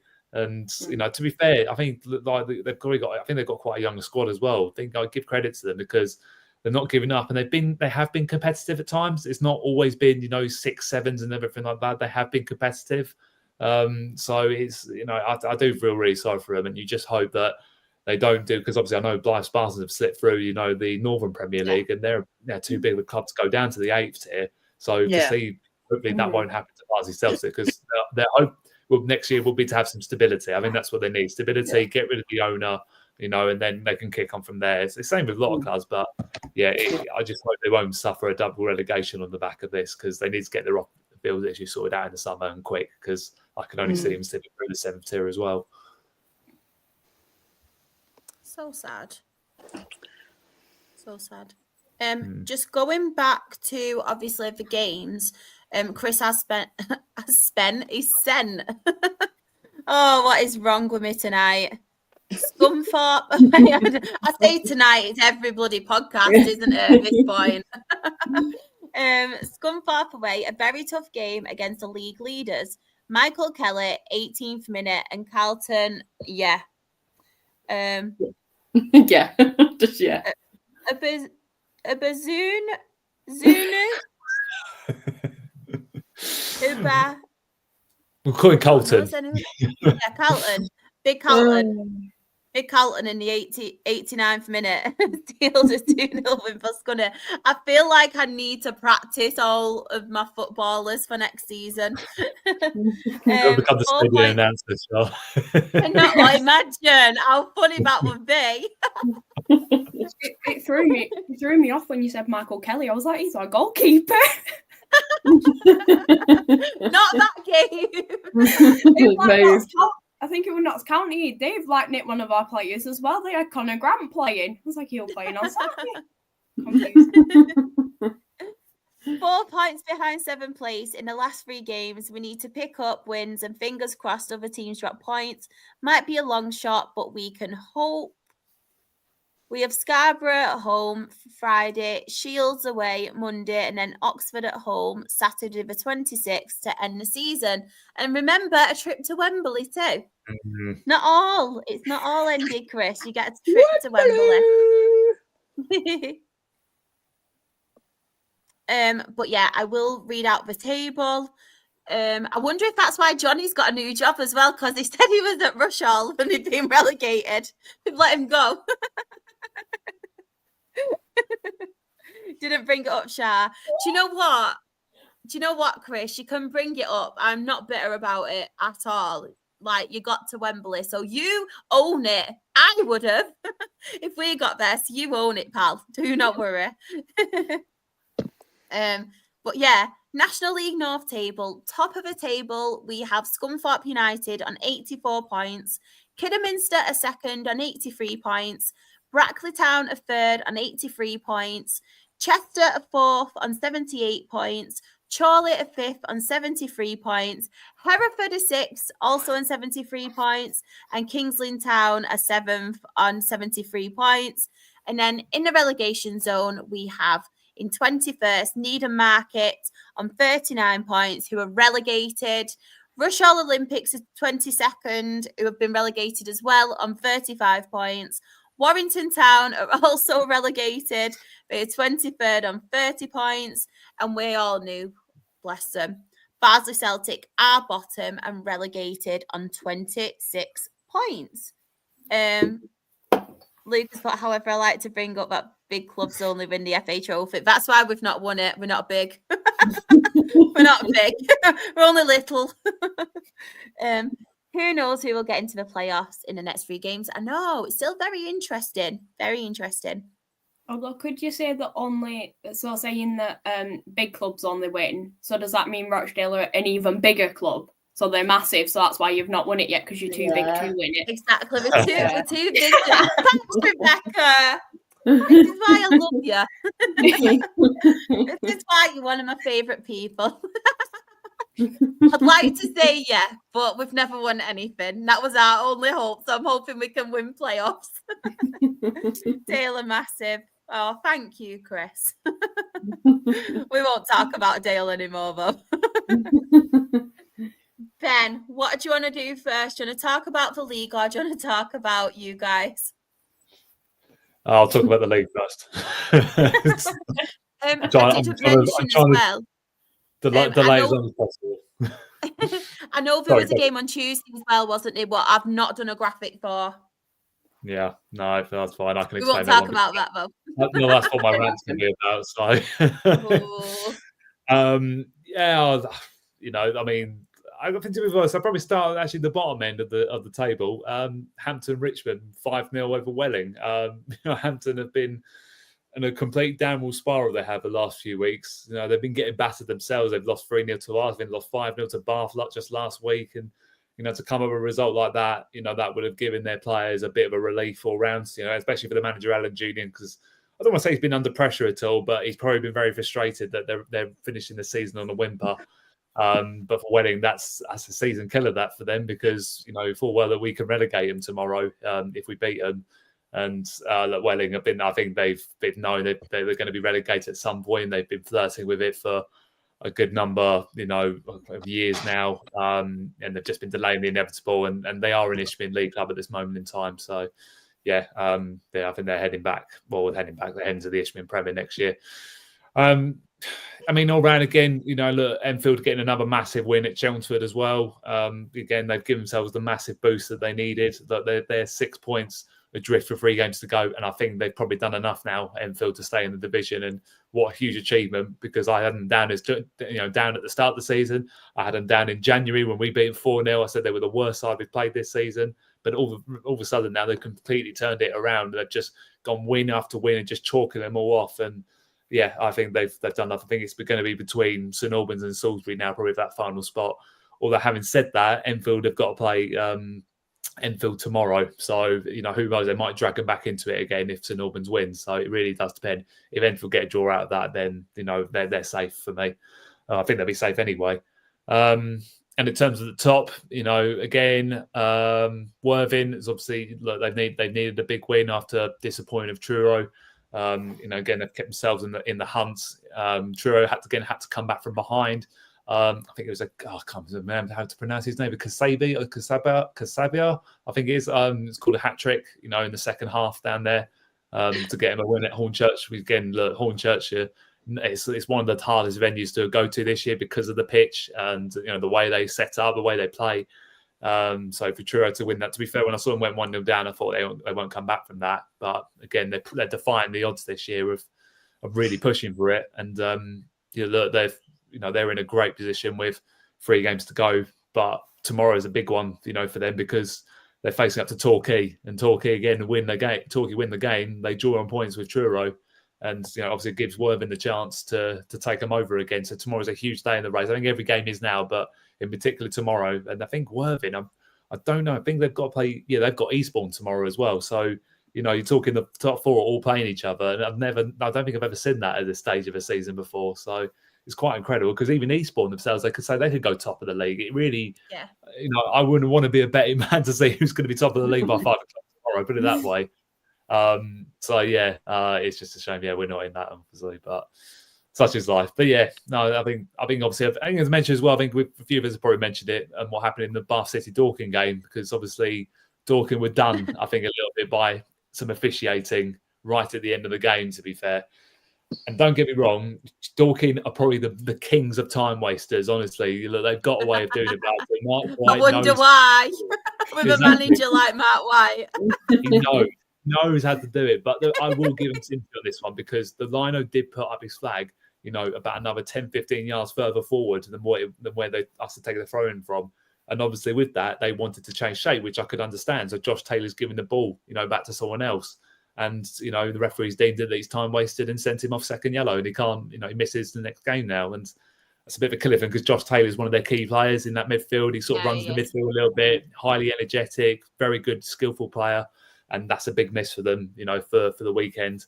And I do feel for him. And that just shows that the officiating this year, for me, has been an all-time low. Look, it's just been, that's just disgraceful. I think they got an apology out of the officials in the end, but we always say every week, what do apologies do? It's okay, it's nice that they've owned to it. Don't get me wrong, it's nice that they've owned to it, but doesn't get them the 3 points back, does it? It don't, but they even themselves out, don't they? Let's be honest.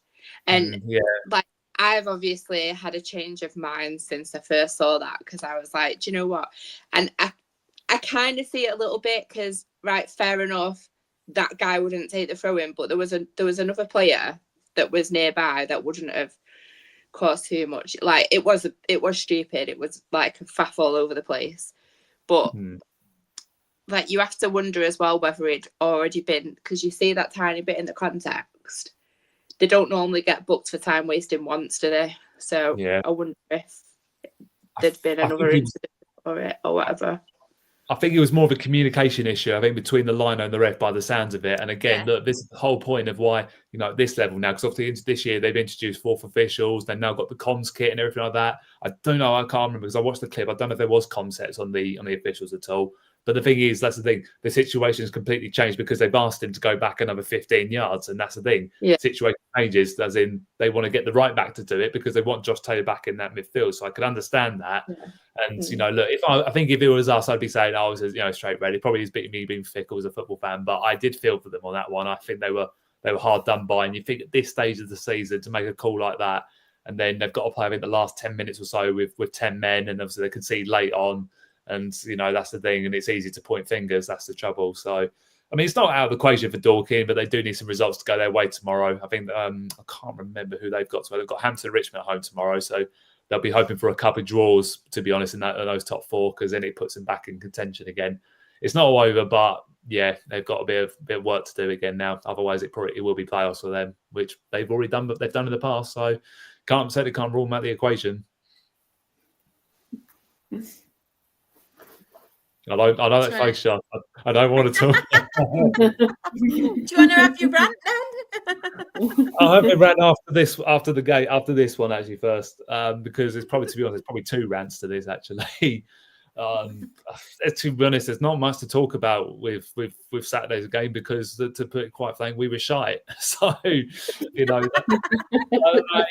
the basis of it. Look, we were not good enough at the end of the day. Look, Weymouth are already relegated, and to be fair, there was the thing in the back of our mind thinking they're going to have a lot of freedom and they're going to want to come and spoil our season, spoil the season a little bit.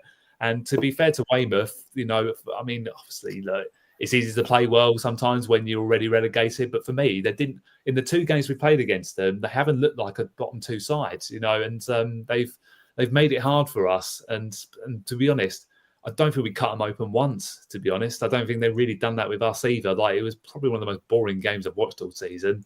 I don't think either keeper was tested at all. What do our players have to do when they get the ball in the edge of the box? Why can't they have a shot? Why is so annoying? Because they put themselves in so many good positions. Last year we scored so many good goals from good 20, 25 yards out. But our players are scared to have a shot at the moment. And it's like, why have we got to walk the ball in every single time? Because even when we do cross it towards the 6-yard box, there's no one ever to poke it in.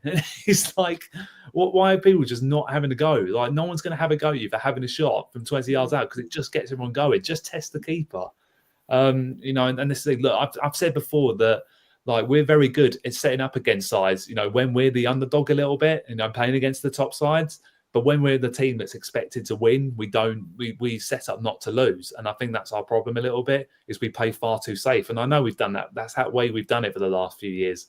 But, you're in a position where you need to win, get points like this. And the fact is, look, I've looked at the teams we've played in the bottom four. We've drawn to St Albans, we've drawn to Weymouth, we've lost to Aveley. That's silly points we've dropped, in size that we should be beating on paper, and all of which have come at home. And that's the thing. Like I've always said, the players are under a lot less pressure away from home because they haven't got to worry about the crowds getting on their back every time they make a mistake. And at the end of the day, look, I can say our supporters are getting behind the players, and they're not. And to be fair to them, most of the time they do get behind them.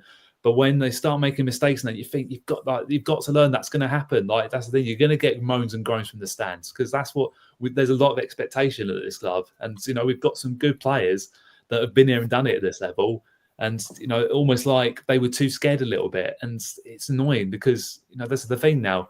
For the first time this season, we've dropped outside the top the top seven. Also, for the first time since November. And if we don't make the playoffs, it's our own fault because we've drawn far too many games. I think we've drawn 14 games this season, and too many of them have been 0-0s where we've just not bothered, trying to attack a little bit, and it's frustrating because that's the thing we were talking about Swindon and Bradford. And that Swindon probably concede a lot of goals, they score a lot of goals. It's entertainment. You want entertainment, and I just feel for the supporters that haven't had that entertainment. And to be perfectly honest, if you come to me at the end of the season and ask me what my standout game was, there's not going to be many. There's not going to be many to go for because there's not been many games that have actually taken my interest. So, yeah, I'm absolutely gutted, to be honest, because like tomorrow for me is our last chance. If we can't beat Welling, then goodbye to the playoffs. We're in another season in the National South, and got no one else to blame but ourselves. And I go, look, I know, to be fair, the gaffer hasn't been backed enough since January, since we lost key players. But at the same time, the tactics at the moment are just not working. And, we've got to find a plan B from somewhere. They've got to go for it in the last 3 games. We've got 2 Kent derbies. We've got Farnborough as well. We've got to win at least 2 of the last 3, if not all 3 of them now to go in the playoffs. Because 74 points is not going to be enough because Western are hitting form now, and it's where the problem lies. So look, I'm going into tomorrow thinking that at the end of the day, it's if the players want it enough now. If they don't want it, then they can chuck away what's been a good season and everything like that for them all down the drain in the last few games, or that they can actually go out and take the shackles off a little bit. And they need to tomorrow because Welling are going to come for us tomorrow because they need to win to stay up, to give themselves a chance. And if we beat them, we send them down. So that's got to be the incentive, is we've got to go out and win that game tomorrow comfortably. But it's not going to be easy because Welling's pitch is awful and it always has been. So, I think it'll be a leveller, but we'll see in that. But in terms of my actual rant, it's around the game that did happen above us in Weston-super-Mare and Tunbridge Angels. Now, there are 2 sides to it, to be fair. Just to put on record here, because obviously, the game was called off, I think, with 5 minutes to go because of a medical emergency in the crowd. And obviously, thankfully, the supporters, they managed to revive them. And, I think they're home recovering really well. They've recovered. I think they took them to hospital in the end. Medical staff did a really good job. So obviously, they've taken both teams off. They've called, obviously, the decision was made by the referee to abandon the game, which you can understand in some respects because obviously, look, players don't like playing through that sort of thing, and it has been a lot more common in recent times. But Tunbridge were 1-0 up with 5 minutes to go, and obviously that left us still in the playoffs. It did, obviously we were relying on Tunbridge to do us favour, which we shouldn't have to do. We should be relying on ourselves. But then the league have made a decision the following day to say the game will be fully replayed in 48 hours' time, which is obviously a killer. Because, and I feel for Tunbridge, to be honest, because Tunbridge turned up to that game on Tuesday night with 6 of their first team missing because they couldn't get the time off of work because of the short notice. Their assistant manager couldn't travel either. And obviously a group of their fans, I think about it was only about a good 5-10 of them that looked like a win. A fair play to them, to be fair, for going all that way again on a Tuesday night. It's basically given Western the biggest get out of jail card you could imagine. And, at this stage of the season, for a call to like that to be made, and everyone's saying that, well, what do you expect to do? Do you expect to give Tunbridge the points or play the last 10 minutes? Like, it is a difficult balance in it. But personally, from the 2 situations we had last year where games were called off, and they were given the results, And but the thing is, I think everyone looked at that, well, they're irrelevant games. And I think is clearly, Western are saying they're not pushed for this. They've 100% pushed for this. And in their situation, you can't blame them because they're fighting for playoff place. I get it. But at the same time, what does that do for us? I think it's not our fault the game was called off, obviously, on Saturday. And because of that, that could be the biggest repercussion if we don't make the playoffs. And again, as I always say, look, here's my point, is the fact that if we don't make the playoffs, it's our own fault. It will be our own fault. But it still would feel like a bit of an injustice if we were missed out on a playoff place because of that game, because Tunbridge were going to win or at least get a draw out of it, which still would have kept us in the playoffs. And now Western, for me, were basically given 3 points because, if they didn't beat Tunbridge, that would have been a travesty for them. And, for Tunbridge to go all that way on a Tuesday, it's 4 hours for them on a Tuesday night, there and back. It's killed, it's killed us a little bit in effect. And it's given Western, that thing, they get out of jail card they needed because they were always going to win the game. And obviously, with that as well, they've upped their goal difference because of it. So I'm gutted, and I feel like we've been hard done by the league on this one, to be honest. And there are people who've got different opinions in it. I'm probably being biased because obviously it affects my team, but at the same time, it's like a game that affects the teams that are in that playoff zone. And because they looked at Tunbridge and thought, well, they've got nothing to play for, so they probably don't mind going again. But if they were fighting for the playoff place as well, they'd be thinking, hang on, no, we want the 3 points because why should we have to go back and play again after that? Yeah, I do understand that's all, Chris. But the thing is, though, that's not the rules because it's not in black and white because the league make it up as they go along. We had it once when we were playing Hyde, and fair enough for us, Hyde's 10 minutes up the road, so it weren't a massive thing. But I was pissed off with that, and I'm I'm not going back. I'm not paying another 20 quid or whatever to go and watch a match where we were 1-0 up from the 6th minute and there was literally 90 seconds left. But they said that because there was something riding on it, they didn't feel comfortable and we had to replay it from the beginning. But there isn't actually a set rule. The wording is unclear, and it's basically on the decision of the officials, isn't it? Or the league or whatever. Yeah. So and the thing is, you wouldn't mind if it was consistent, but if they're making different decisions for different teams, then it's not fair. No, exactly, and that's the thing that I made a point of saying. Look, if this is the rule, it's supposed to be the rule, then fair enough. But like you say, it's not in black and white. That's the thing. It's because obviously they made 2 decisions last year. I think the Weymouth Yeovil game, Weymouth were 1-0 up or something like that with 10 minutes to go. I think Yeovil, by that point, Yeovil had already won the league, but they've gone, give them the win. Because, that's the thing. I don't know if that was their decision or not. And then there was Slough v Bath as well. And that was a bit of an irrelevant game for both sides because Bath were already in the playoffs. But at the same time, that's the thing. If you've got a rule, stick to it. If it has to be, I think it should be. If it's 85 or 90 minutes played, then, the points should be given or the results should be given. To make a team go all the way back again to play another 90 minutes in a 48 hours notice, I think is really poor from the league, to be honest. And, I think, why couldn't they have made them play it on the Thursday before the last game of the season? Why did they have, because that could have given Tunbridge enough time for their players to get some time off work, not to play in 48 hours after. That's the thing. I don't mind the rules if they were consistent. If that was the rule to say, look, if they haven't played a certain amount of time, they get paid, but the game gets played again, I wouldn't have had no problem with that. But because the rule isn't consistent enough, it might have just killed us. It's the league, making the rules up as they go along. There needs to be a rule in place. It's black and white for everyone because it's not fair. It really isn't fair, and it might well just cost us a playoff place. But look, the main point is it will be our fault if we don't make the playoffs. But at the same time, it's not right. It did not feel right for that game to go ahead again because Western have now got a great chance and they've got the momentum with them now to finish in the playoffs. But they have got to play 2 of the top, the top 3, I think it is. So, they've got a lot of work to do. So, but the thing is, I'm hoping this will give our players a bit of a, kick up the arse a little bit now. And hopefully it might just get a little bit of anger out of them and think, look, this is personal now. And we need to take advantage of this and think, look, no, we don't want our season to finish like this. So, yeah. Hey, I can't stand. I'm frustrated, but it is what it is. At the end of the day, we've just got to deal with it, and we can only focus on ourselves. So if we get 3 wins, I think we'll be in the playoffs. But easier said than done. Just wanted to say as well a massive thank you. Obviously, this new member thing, and Graham has become a new YouTube member as well. So thank you so much for that. Trying to get used to it now. I can't get used to all these. But thank you so much. Ben, would love to know if it's a league or a FA rule regarding this. I would like to know as well, but you just want it to be followed through. That's all you want at the end of the day. You just want the rule to be followed through at the end of the day. So it is frustrating from our side of things, but look, at the end of the day, it is what it is. The league have made that call, and obviously people weren't going to be happy either way, because if Western obviously were told that the result was going to stand, they would have been really unhappy about it. But I mean, our club owner Oliver Rash did tweet me, because obviously I put a tweet out about it, and he did reply saying, "Look, we did complain to the league about it."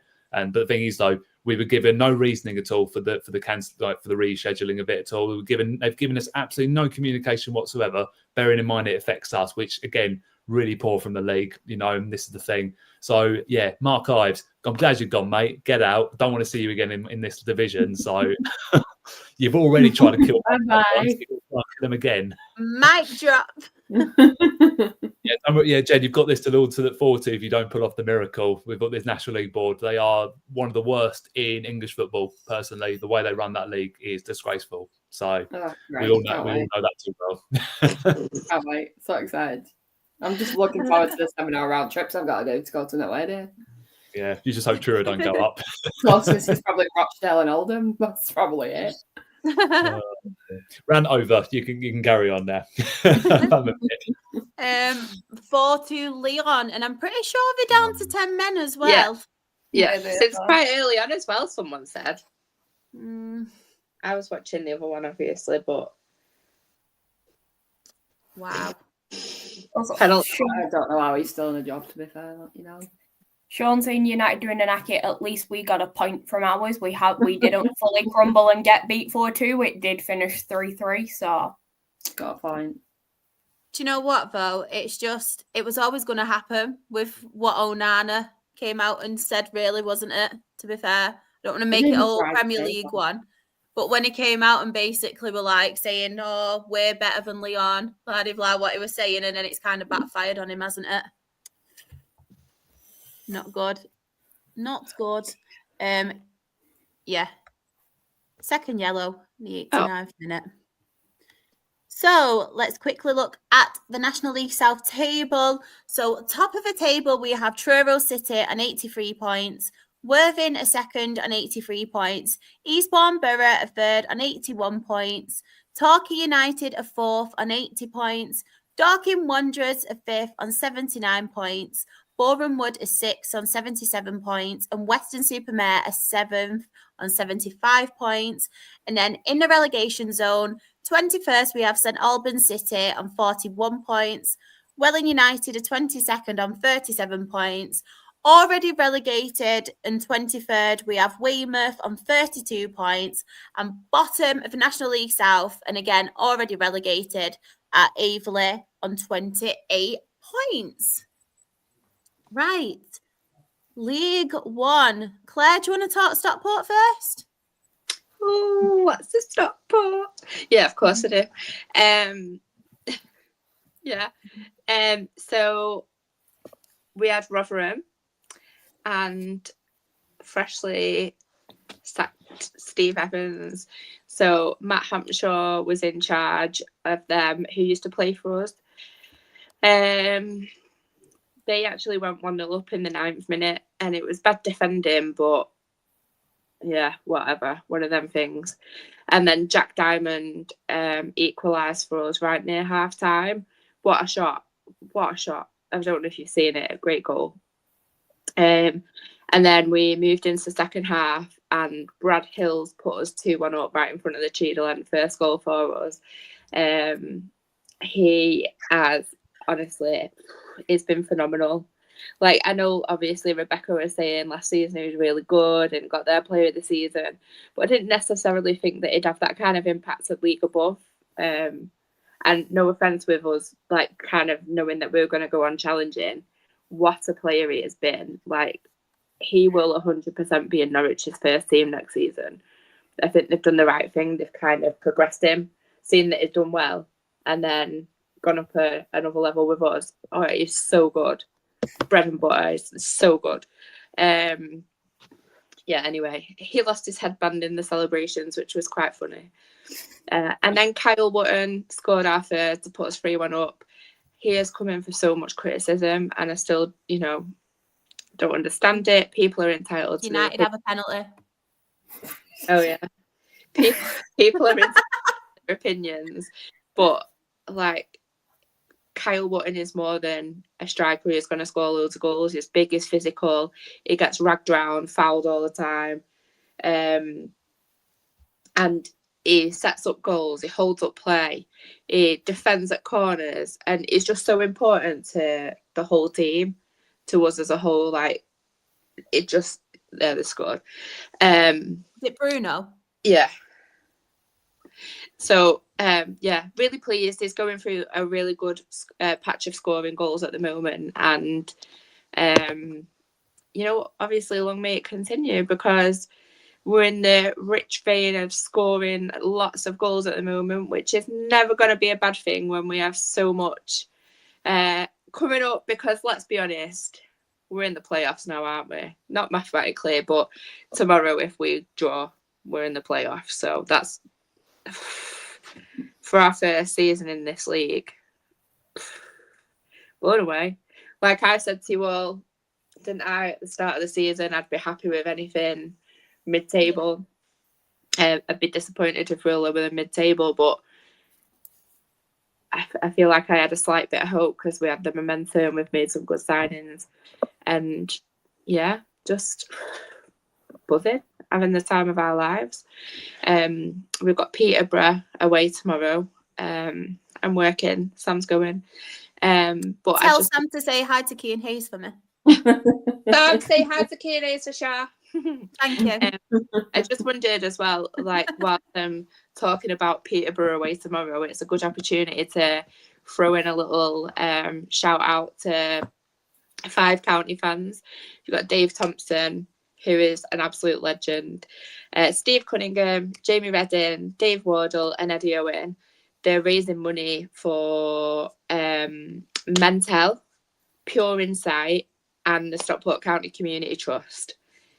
The bonkers 5 people are walking from Peterborough to Stockport in time for our game on Monday. It's 113 miles. And basically, they're leaving Peterborough after the match. Aiming to arrive just before kick-off when we play Huddersfield on Monday. So the charities that they're raising for, they've got Pure Insight, which it's an award-winning charity that supports care leavers to thrive. Mental is a charity formed only 7 years ago in a hut in Hazel Grove. And a man basically posted on social media he'd be holding a space for men to attend. I feel like three other people arrived or something like that, and now there's quite a lot of circles, and it's a charity that allows men to join in and sit with a circle of people who will listen to them without judgment. And the Stockport County Community Trust, it's a kits by county campaign where they're basically trying to aim to raise enough funds to supply 12,500 kids in Stockport with PE kits.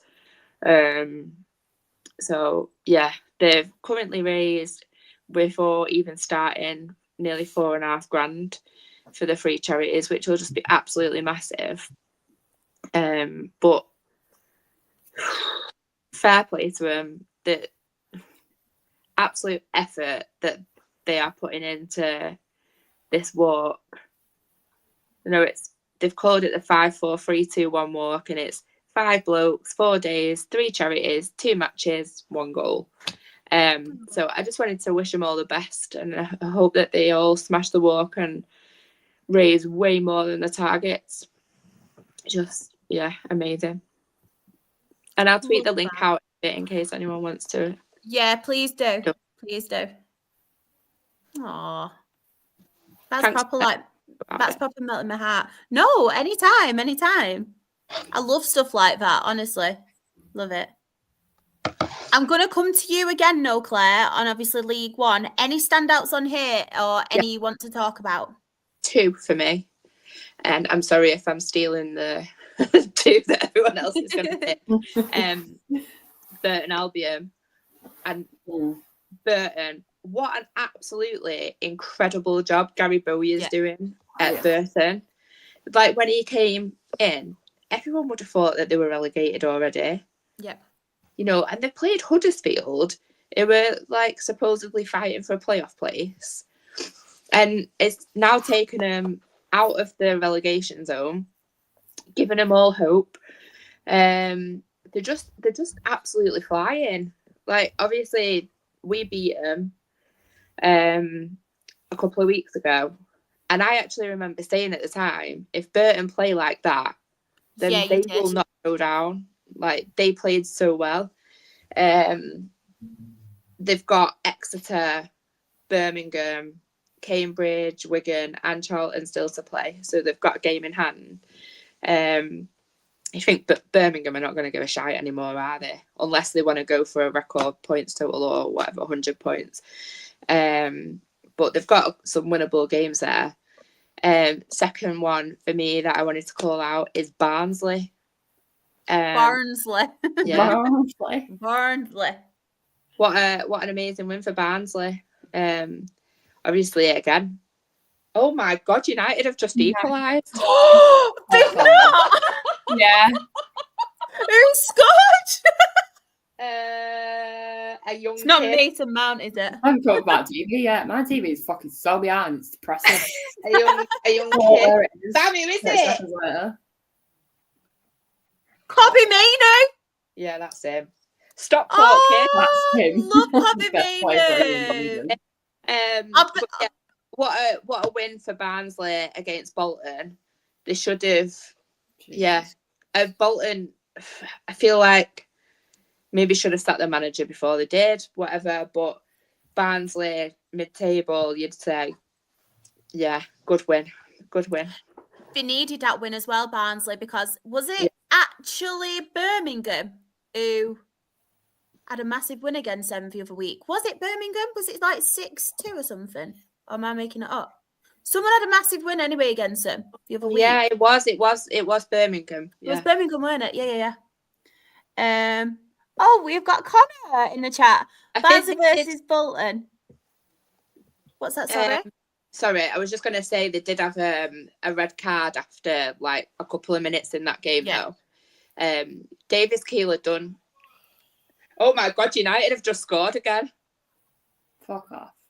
They've not. What Spurs is making this up. Harry Maguire. Harry Maguire! Header at Matt Paul. Where's What? Sam? Is Sam alive? Can someone check on Sam? Jesus Christ.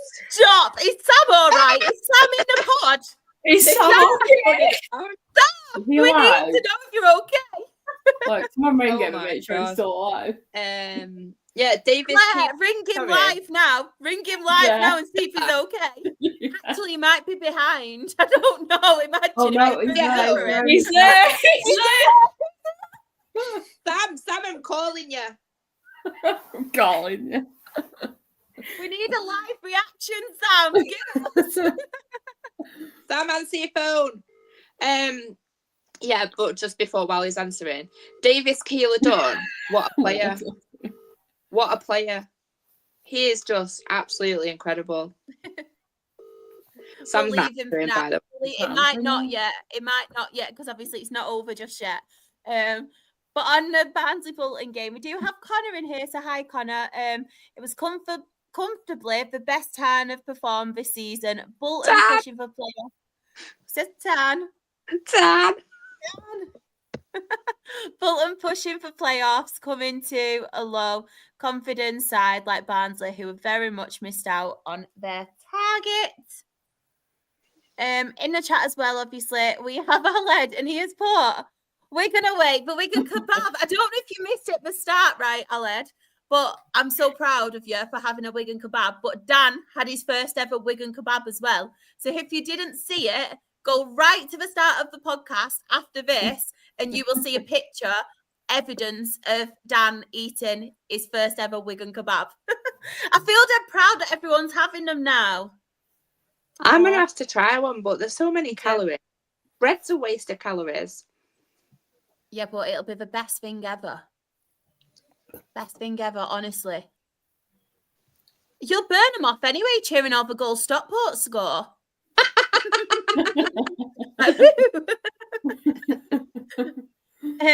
Cambridge away. This is from Graham by way of a Charlton game. Cambridge away, not a pretty game. We should have been out of sight by half time. Another goal for Tyrese Campbell, 3-4 now. Their game plan stood firm for a big win. Win tomorrow at home to Northampton and playoffs will be confirmed. Bumper crowd expected too. Should be over 20,000. Love that. 20,000?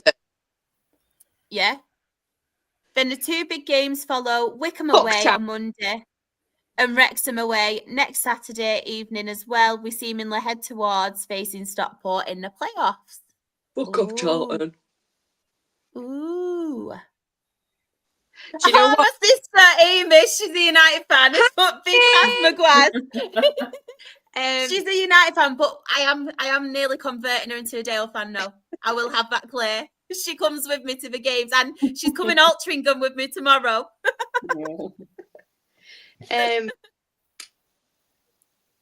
I can't remember what I was going to say. Sorry, I was going to say something. Whatever you just said, but I've forgotten now. My bad. I'm just going here. Connor has put as well. Hi guys. Yes, I am sadly a Barnsley fan. Oh, About time we had a Barnsley fan. I know. I know. To the madhouse. Definitely. It's square head save Manchester United. There's not wrong with square heads. I've got a square head. I've got a big Harry Maguire head as well. Like. No, you've not. What's that? I said no, you've not. Or I have. I love it as well. Someone put a bet on Leon to equalise now. No, I don't do that. Have you actually gonna? Who knows? I feel so bad to Sam. I feel like he needs some happiness, bless him. I don't think they will anyway. I think it's going to be final whistle in a sec. I'm going to leave it free for anyone else to say. Is there any standouts or anybody wants to talk about in the rest of League One? It's all pretty standard, to be honest. As I think the Burton one was the only one I could really think of, to be honest. Well, when we had them down not that long ago. So, yeah, that'd been my stand-up. Other than that, it's pretty straightforward, I think. Yeah. Yeah. Everyone in agreement?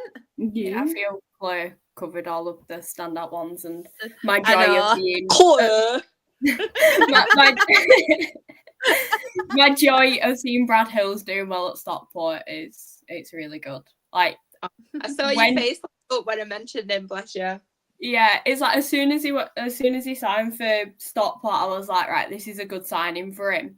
Purely like with how well you've been performing, he did need to go to a team. As much as I would have loved to have had him back at Aki this season, he did need to go to somewhere like Stockport, and it is just good how well he has just settled straight into your side, and he is proving 100% he is good enough to be. And see him on the score sheet. It's always good to see.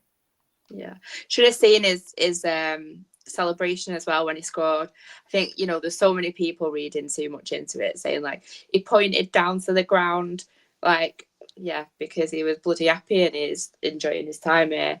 They're like, no, it means he's gonna stay. Like, come off it. I think when he was with us, I don't think he ever thought of a celebration beforehand. So he'd just be running off and then trying to like think of the celebration as he's running. So we ended up with a bit of everything from him. We ended up playing him up front sometimes as well. Oh, it was quite funny. He is. He's a talent. Just before we move on as well, Connor has put as well, Keeler Dunn has been one of the only shining lights in our team this season. Without him this season, I can't lie, I've seriously been concerned about getting pulled into the relegation scrap. Yeah, he is a talent, I think. And what a testament to him as well, because he was in team of the season last year for League Two, and he's been, nominated for it again this year in his first season in League One. Obviously, he's got a new baby as well, which is so nice. But I'd like to see him maybe going up a step again, like not necessarily straight away, but I think he's talented enough to go and test himself. And Connor, I'm not saying that he should leave. Don't worry. I just think, he needs a bit more of a test again. It's official as well. Manchester United did beat Lyon 7-6 on aggregate, but it was 5-4 on the night. Do you know what, though? I'm actually really happy for Harry Maguire, because the amount of crap that he gets on a regular daily basis, fair play to him. Seems to have calmed down a bit as well, though. People seem to got over that a bit. No, I know, but there was one point and there was one stage, and all he did, he got shit all the time. So I'm actually really happy for him. It's like, don't get me wrong, there was a really high price tag on him, but it's not his fault that they bought him for that amount of money. I like Harry Maguire, me. He is. Do you know what? He's proper buzzing, bless him. Good. I love it for him.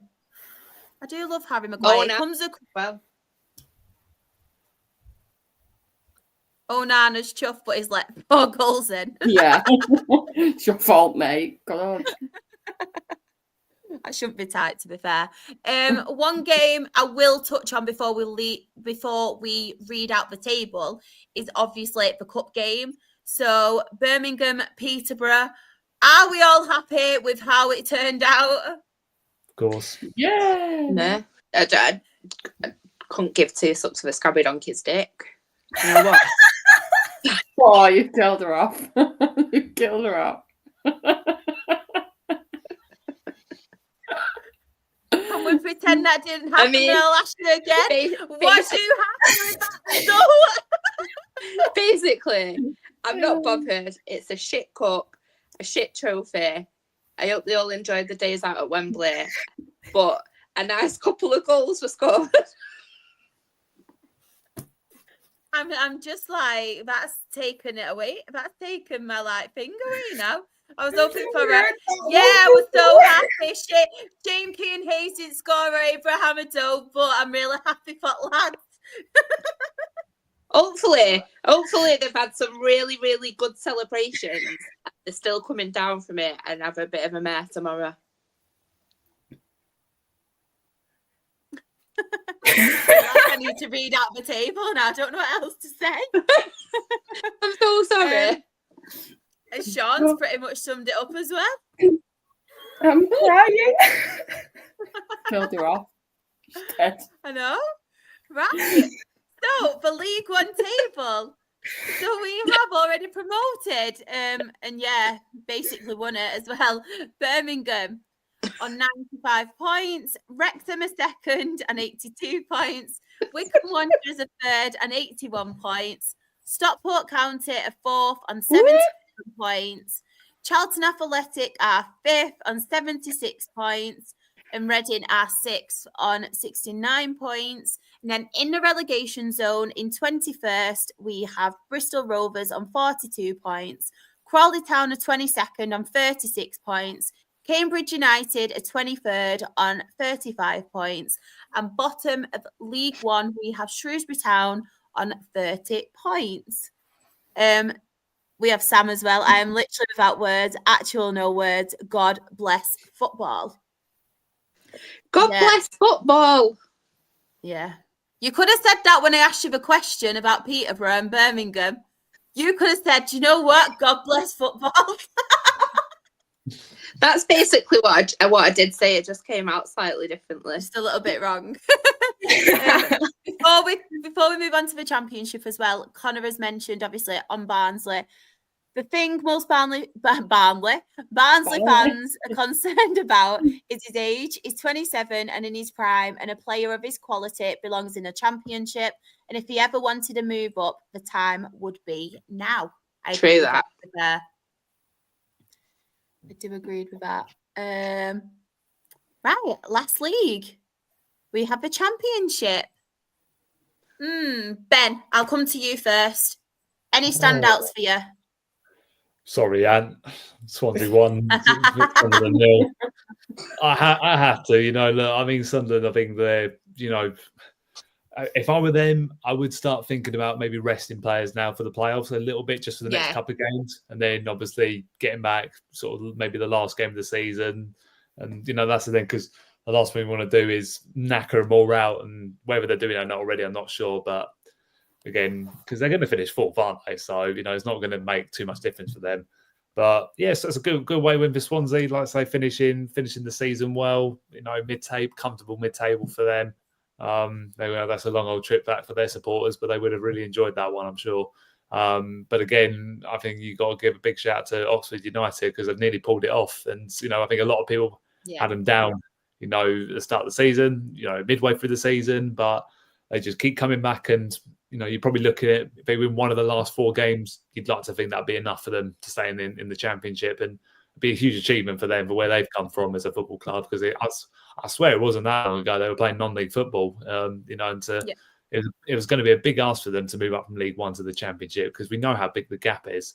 But it might just give confidence to the likes of the Birminghams and maybe the Wrexham and Wickhams and anyone else involved in that sort of playoff area. Think, look, they could sustain themselves in that division if they recruit well, which they clearly have done. And they're back to manager that's obviously has got them out of trouble, because obviously I know at one point they were maybe looking at relegation, but fair credit to them there. They look like they're heading for a second season in the Championship, and fair play to them. I'm pleased with them. Jen, any standout for you? I think I know which one you're going to say. It's got to be the Plymouth one. Yeah, I just think it's absolutely hilarious how much the Sheffield United manager lost their head. I just think it's hilarious. Why? Just calm down, mate. It's not that serious. Chill out. You're all right, mate.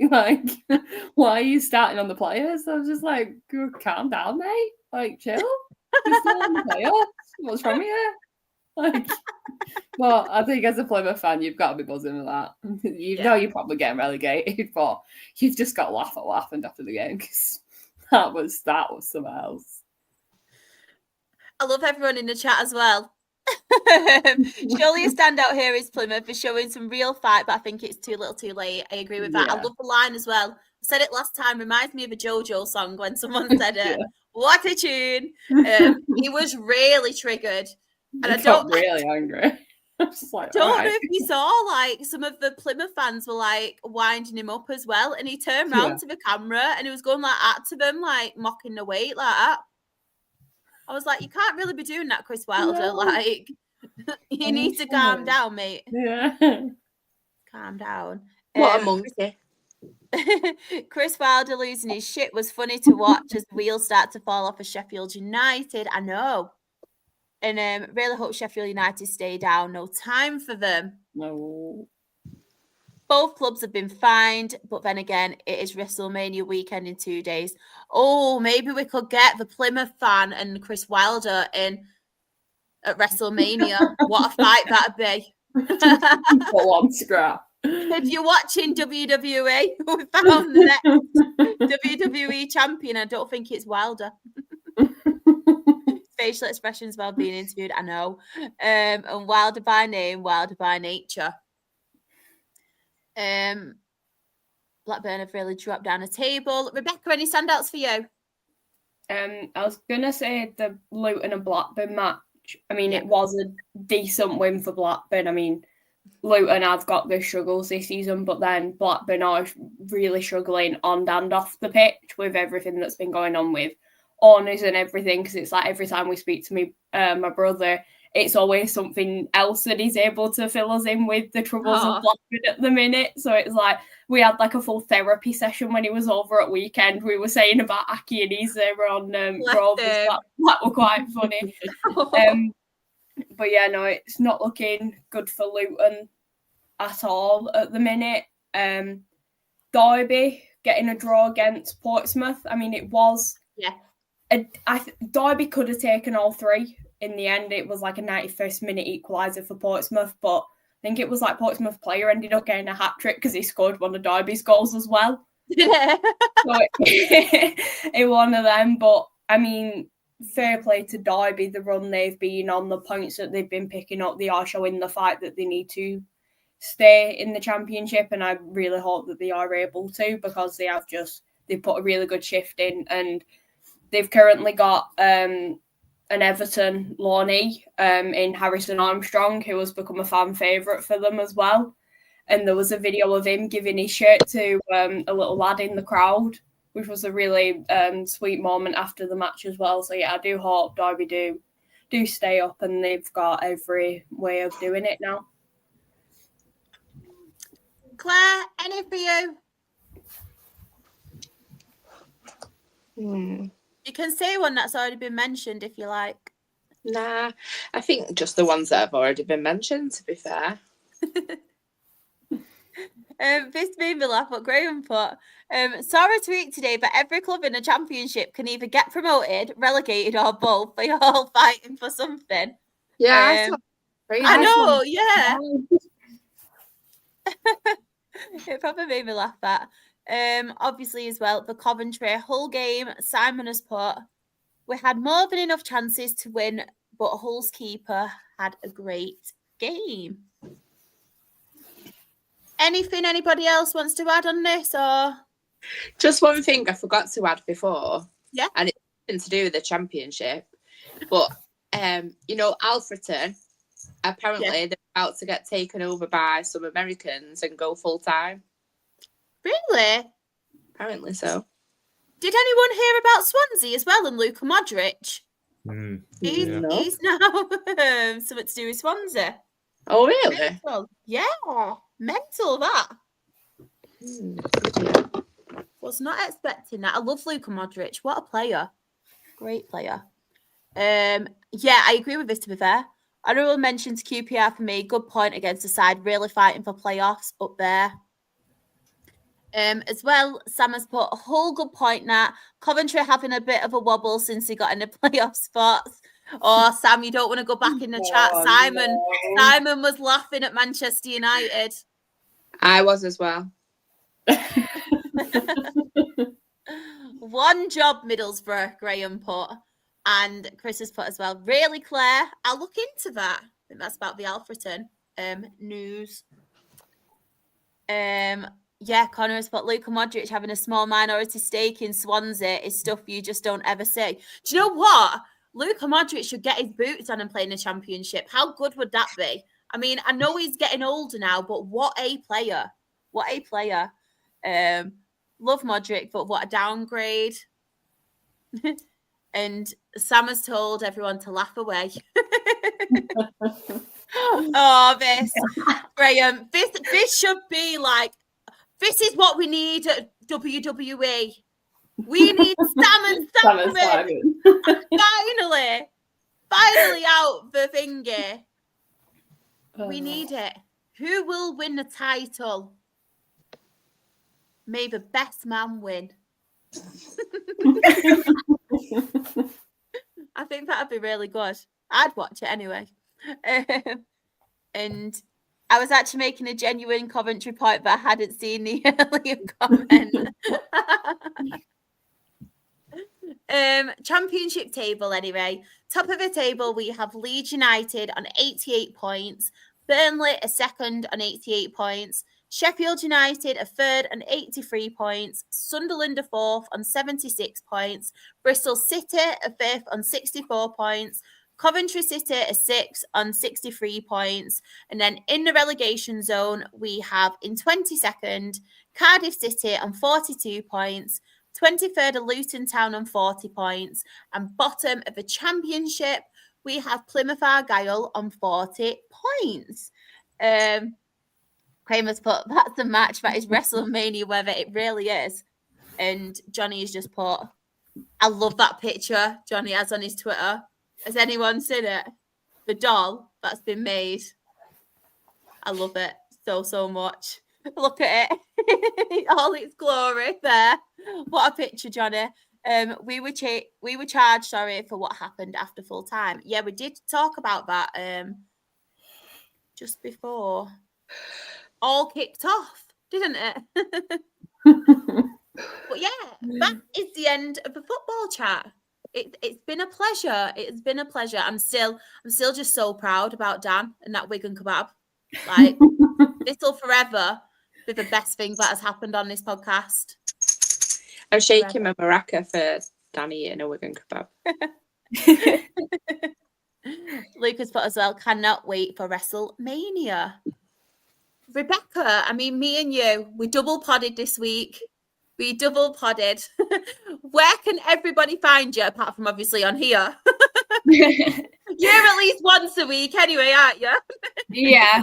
Either on here or on the Premier League podcast talking everything. And Dundee, I've covered all of the Scottish Prem on there now, which is quite fun. You can find my Twitter and TikTok, which is _Rebecca_Sharp_.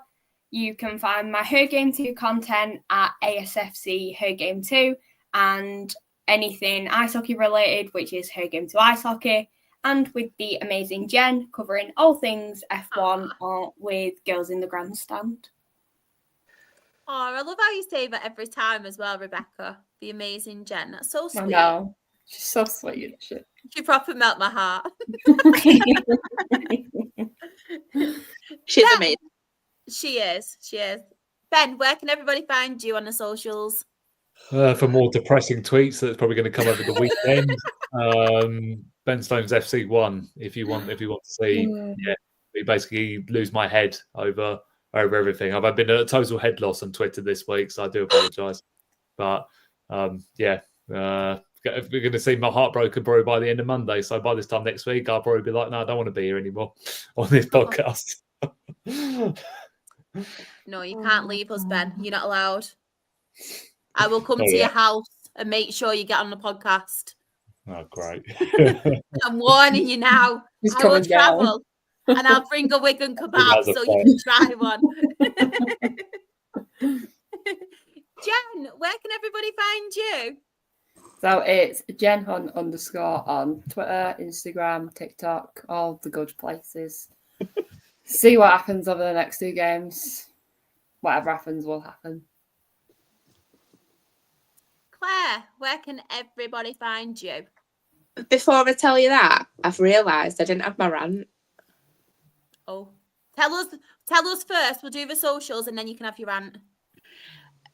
Claire _Jeffs on Twitter. Short and sweet, simple. And if anybody wants to find me, I am SharXRAFC. That is on TikTok, Twitter, Instagram. My Her Game 2 stuff is Rochdale HGT. And please keep following my Her Game 2 stuff because it is our dedicated fixture on Monday against AFC Fylde. So there's going to be lots of content. I'm really looking forward to that too. You'll smash it. It'll be amazing. Yeah. I hope so. I'll quickly do the socials as well. The most important ones. So we are the Absolute Football Podcast and we are Best New Content Creator at the Football Content Awards. It will never get old saying it. I say it every week and I don't care. I'm going to keep milking it. And I say that every week, but I'm going to. We are Absolutely Premier League on a Monday. Absolutely Women's Football on we're not on a Monday. Absolutely Premier League on a Tuesday. Absolutely Women's Football on a Wednesday. And then Absolutely Lower League on a Thursday, where we cover all things football. Twitter, we are Absolute Ball Pod. YouTube and Twitch, we are Absolute Football Podcast. TikTok, we are Absolute Football Pod. On Instagram, we are Absolute Football Podcast _ On Blue Skies, we are Absolute Football. And on Facebook, we have an Absolute Football Podcast. And I just wanted to let you know as well, we have got a lot of exciting things coming up. I cannot tell you. I wish I could. I really do, because I'm so bad at keeping secrets. I wish I could. But we have so many amazing things coming up. So please stay tuned. And I wanted to thank as well each and every person that has become a member tonight. We really do appreciate it. And even if you haven't become a member, thank you to everybody that has took part in the chat as well. We love you all. And Claire, take it away. What was your rant? Oh, I forgot. You know what? It's actually a bit ridiculous, and I hope Warburtons are listening to this rant. Oh, Warburton. not Warbies. Be Warbies. Crumpets. What is the point in a 9-pack of crumpets? Right? You get 2 parts in your toaster. You're either eating 2 or 4 crumpets. No one's eating 3 crumpets. Like, you need to just sort it out. 9 is such a shit number of crumpets. It's my favourite number, that. Piss off. Oh. Grant Alt was number 9. An odd number. Well, that's fine, but Come on. I'm odd. shirt. I'm odd, literally. A football shirt. It's fine. It's a favourite player. But come on, crumpets. Why are Warburtons putting 9 crumpets in a packet? It's Even just number. ridiculous. It has to it's be got an to even be number. even, yeah. Number will go home. Yeah. I'm going to No, be I'm going to be a massive shithouse, right? And I'm going to go and I'm going to send a picture of 9 crumpets on a plate and be like, yeah, I eat 9 crumpets. I'd actually be a bit proud. I might throw them in the bin. I might throw them in the bin, but I'm just going to prove a point, be like, here's my 9 crumpets, Claire and Ben. And what? What are you going to do about it? What are you going to do? See, If I want 9 crumpets. Anyway, so it doesn't matter to me. I mean, I don't eat crumpets very often. What are you going to say after all that? You don't eat I was going to crumpets. say something else. It's just that Anyway. me and my friends were talking before about crumpets, and then I got onto this really, every time I get a pack of 9 crumpets, it really pisses me off because you either have to get 2 packets or eat an odd number. They just need to fucking get a grip and Have do 3 for your breakfast, 3 for your tea, 3 for your dinner. You've got a double 9. toasted crumpet as well, because a single toasted crumpet is wrong. I love a crumpet. And a potato cake. Oh, yeah. Oh, Home potato cakes are better than the little shop ones, though. yeah. You just made me think of that meme now, isn't it? Like, what are you having for dinner? A fish and a ass cake. You are? I've not seen that. Have you seen that before? No, look it up on YouTube. There's like some right boxer or something like that. It's the only diet he ever had. Was having fish and a rice cake every meal. Every day. Mine's going to be 9 crumpets. Just not a match day. Then I've got to have my pie. Just saying. But apart from that, I'll have 9 crumpets. I really wish I had some crumpets now. I'm starving.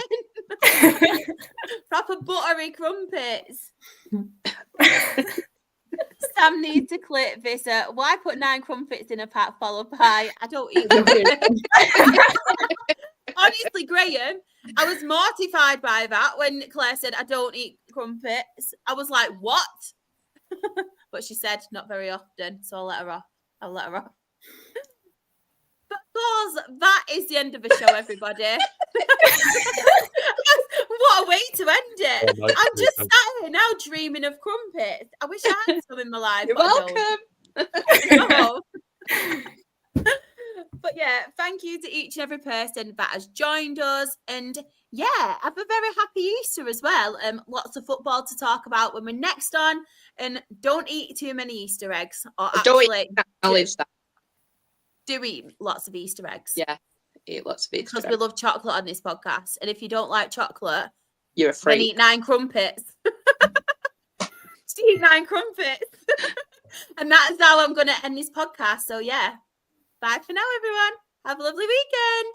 And remember, crumpets.